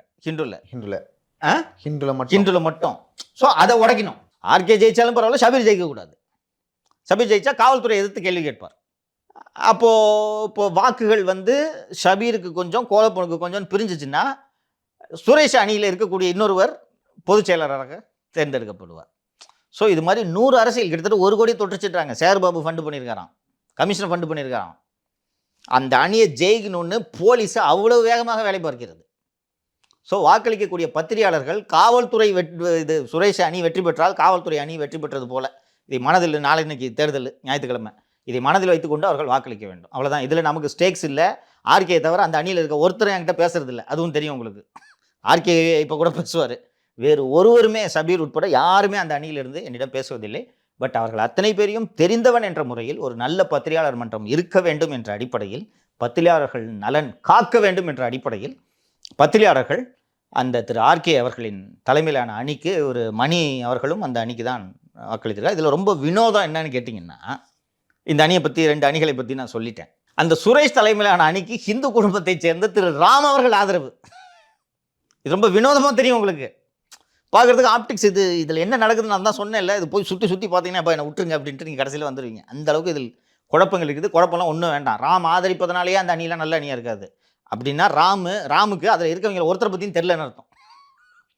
சுரேஷை பற்றி தெரிஞ்சிச்சுன்னா ராம் இந்த வேலையை பார்க்க மாட்டார். சுரேஷை பற்றி எனக்கு தெரியும், அதனால தான் நான் சொல்கிறேன். அவர்கள் வெற்றி பெற்றால் சென்னை காவல்துறையோட இந்த போலீஸில் அவுட் போஸ்ட்னு ஒன்று வைப்பாங்க தெரியுமா? பத்திரிகை அவுட் போஸ்ட்னா என்ன தெரியுமா? சரிங்க சார். இந்த வெளியிலேருந்து சின்னதாக பூத்து மாதிரி இருக்குமே இப்போ சிவப்பு கலரில், அவுட் போஸ்ட்னு சொல்லுவாங்க. கமிஷனர் ஆஃபீஸோட அவுட் போஸ்ட்டாக சென்னை பத்திரிகையாளர் மன்றம் சுரேஷ் அணி வெற்றி பெற்றால் மாறிவிடும். அவ்வளோதான். செந்தில் பாலாஜி பற்றி வந்து உச்சநீதிமன்றம் எனக்கு தெரிஞ்சு 1 வாரத்துக்கு முன்னாடி வந்து ஒரு கருத்து சொன்னாங்க. அவர் வந்து ரிலீஸ் ஆன அடுத்த நாளே எப்படி அமைச்சராக மீண்டும் வந்து செந்தில் பாலாஜி பற்றி உச்சநீதிமன்றம் வந்து ஒரு கருத்தை தெரிவித்திருக்காங்க. என்ன கருத்து அது? என்ன சொல்லியிருக்காங்க? இன்று அந்த வழக்கு நீதிபதி திரு ஓகா அவர்கள் தலைமையிலான அமர்வு முன்பு இன்று அந்த வழக்கு விசாரணைக்கு வந்தது. போன வாட்டி நீங்கள் சொன்னது போல் ஜாமீனை ரத்து செய்யணும் என்று ஒரு மனு தாக்கல் செய்யப்படுகிறது. அப்போ உச்சநீதிமன்றம் தெளிவாக சொல்லிடுச்சு, இது பிரின்சிபல், ஜாமீனெல்லாம் நாங்கள் ரத்து பண்ண மாட்டோம். ஆனால் சாட்சிகள் மிரட்டப்படுகின்றனரா? ஏனென்றால் நாங்கள் ஜாமீன் கொடுத்த 3வது நாளே இவர் அமைச்சராகிவிட்டார். சாட்சிகள் மிரட்டப்படுகின்றனரா என்பது குறித்து நாங்கள் விசாரிக்கிறோம் என்று சொன்னதன் அடிப்படையில் அந்த வழக்கு இன்று விசாரணைக்கு வந்தது. வரும்பொழுது இன்றைக்கி முக்கியமான டெவலப்மெண்ட், திரு செந்தில் பாலாஜி அவர்களுக்கு சிக்கல் தான். போன முறை அமலாக்கத்துறை எதுவும் சொல்லவில்லை இந்த வழக்கில். இன்னைக்கு மத்திய அரசின் அமலாக்கத்துறையின் சார்பில் ஆஜரான வழக்கறிஞர் திரு துஷார் மேத்தா, இந்த வழக்கின் விசாரணை சிதைக்கப்படுகிறது. நீங்கள் வார்த்தையை கவனிக்கணும். விசாரணை சிதைக்கப்படுகிறது. Trial is being sabotaged. My affidavit is ready. ED's affidavit, enforcement directorate, அமலாக்கத்துறையோட அஃபிடவிட் ரெடி என்று சொல்லும்போது ஃபைல் பண்ணு, எல்லாருக்கும் காப்பி கொடுத்துட்டு ஃபைல் பண்ணுன்னு சொல்கிறாரு. சொல்லும்போது ஒரு துஷார் மேத்தா என்ன சொல்கிறாருன்னா, நீ அஃபிடவிட் ஃபைல் பண்ண எங்களுக்கு பர்மிஷன் கொடுங்க. ஏன்னா போன வாட்டி கோர்ட் என்ன சொன்னாங்கன்னா, we are not ordering notice to anybody. இந்த ஜாமீன் ரத்து பண்ண இந்த மேட்டில் நாங்கள் யாருக்கும் நோட்டீஸ் ஆர்டர் பண்ணுறேன்றாங்க. ஸோ துஷார் மேத்தா என்ன கேட்குறாங்கன்னா, ஈடிக்கும் நோட்டீஸ் இல்லை, ஸோ அஃபிடவிட் ஃபைல் பண்ண நீங்கள் பர்மிஷன் கொடுங்க அப்படின்னு சொல்லும்போது, you file affidavit, we are permitting அப்படின்னு சொல்லிட்டு லிஸ்ட் த மேட்டர் நெக்ஸ்ட் வீக்குன்றாங்க. ஸோ திரு செந்தில் பாலாஜி அவர்களுக்கு இந்த வழக்கு நிச்சயம் சிக்கலை ஏற்படுத்தும் என்று எதனால் சொல்கிறேன்னா, யூ ஃபைல் அஃபிடவிட்னு விட்டுருந்தாங்கன்னா முடிஞ்சு போச்சு. லிஸ்ட் த மேட்டர் நெக்ஸ்ட் வீக்னு சொல்லியிருக்காங்க. அப்போனா எடுத்து இதில் ஒரு முடிவை இவர்கள் எடுக்கப் போகிறார்கள். ஸோ நாங்கள் நீண்ட காலமாக சிறையில் இருப்பவர்களை ஜாமீனில் விடுவிப்பதில் நாங்கள் மாற மாட்டோம். ஜாமீனில் தான் அவர்கள் இருக்க வேண்டும், அதில் நோ டிவியேஷன். ஆனால் நாங்கள் ஜாமீனில் விட்ட பிறகு அவங்க அதிகாரத்துக்கு வந்தாங்கன்னா அதில் நாங்கள் ஒரு முடிவு எடுப்போம்னு சொல்லிட்டாங்க. ஸோ இன் பிரின்சிபிள் ஒரு முடிவெடுப்பதற்கு செந்தில் பாலாஜி வழக்கை ஒரு கருவியாக உச்சநீதிமன்றம் பயன்படுத்த போகுது. ஏன்னா உச்சநீதிமன்றம் சொல்கிறதா இந்தியா முழுக்க லா, அதை அவங்க பயன்படுத்த போகிறாங்க அப்படின்ட்டு இது லிஸ்ட் த மேட்டர் நெக்ஸ்ட் வீக்னு போட்டிருக்காங்க. இது அப்படி செந்தில் பாலாஜி அவர்கள் வந்து ஜாமீன் ரத்து செய்யப்பட மாட்டேதுன்னா அமைச்சர் பதவியில் வந்து அதற்கான சாத்தியக்கூறுகள் அதிகம் இருக்கிறது. ஏனென்றால் திரு அரவிந்த் கெஜ்ரிவால் வழக்கில் உச்சநீதிமன்றம் இதே உத்தரவை தான் போட்டது. ஜாமீனில் விடுறோம், செக்ரட்டரியேட்டுக்கு போகாத, நீ சீஃப் மினிஸ்டர் தான், செக்ரட்டரியேட்டுக்கு போகாத. இதே போல் மேற்கு வங்கத்தில் திரிணாமுல் காங்கிரஸின் இளைஞர் அணியைச் சேர்ந்த ஒருவர் டீச்சர்ஸ் ரெக்ரூட்மெண்ட் ஸ்கேமில் சம்மந்தப்பட்டிருக்கிறார். அவரை நீங்கள் அரசு பதவி எதுவும் வைக்கக்கூடாதுன்னு அவருக்கும் கட்டுப்பாடுகளை விதித்திருக்கிறார்கள். இது ஒரு ஐசோலேட்டட் கேஸ். ஸோ இங்கேயும் அந்த கட்டுப்பாடுகளை விதிப்பதற்கான சாத்தியக்கூறுகள் அதிகம் இருக்கிறது. Next week list the matter next வீக்னாங்க. நெக்ஸ்ட் வீக் எந்த டேட்டில் வேணாலும் வரும். அமலாக்கத்துறை ஃபைல் பண்ண அஃபிடவிட்டோட நகல் நேற்று சொல்லியிருக்காங்க. அப்படி இன்னைக்கு சொல்லியிருக்காங்க. அமலாக்கத்துறையோட அஃபிடவிட் நகல் கேட்டிருக்கிறேன். வந்தவுடன் அந்த அஃபிடவிட்டில் என்ன இருக்கிறது என்பதை நம்ம விரிவாக சொல்லலாம். ஃபைல் பண்ணி எல்லாருக்கும் காப்பீஸ் கொடுங்கன்னு சொல்லியிருக்காங்க. நமக்கும் காப்பீஸ் வரும். வந்தவுடன் அதில் இருக்கக்கூடிய விவரங்களை நாம் பேசுவோம். சரிங்க சார், பொறுத்திருந்து பார்க்கலாம். ஏன்னா அஃபிடவிட்ல என்ன இருக்கும் தெரிஞ்சாவே தெரிஞ்சிடும் நீதிமன்றம் எந்த மாதிரியான எஸ் யூ ஆர் ரைட். பொறுத்திருந்து பார்க்கலாம். ரொம்ப நன்றி உங்க கருத்துக்கு. தேங்க்யூ. நன்றிம்மா.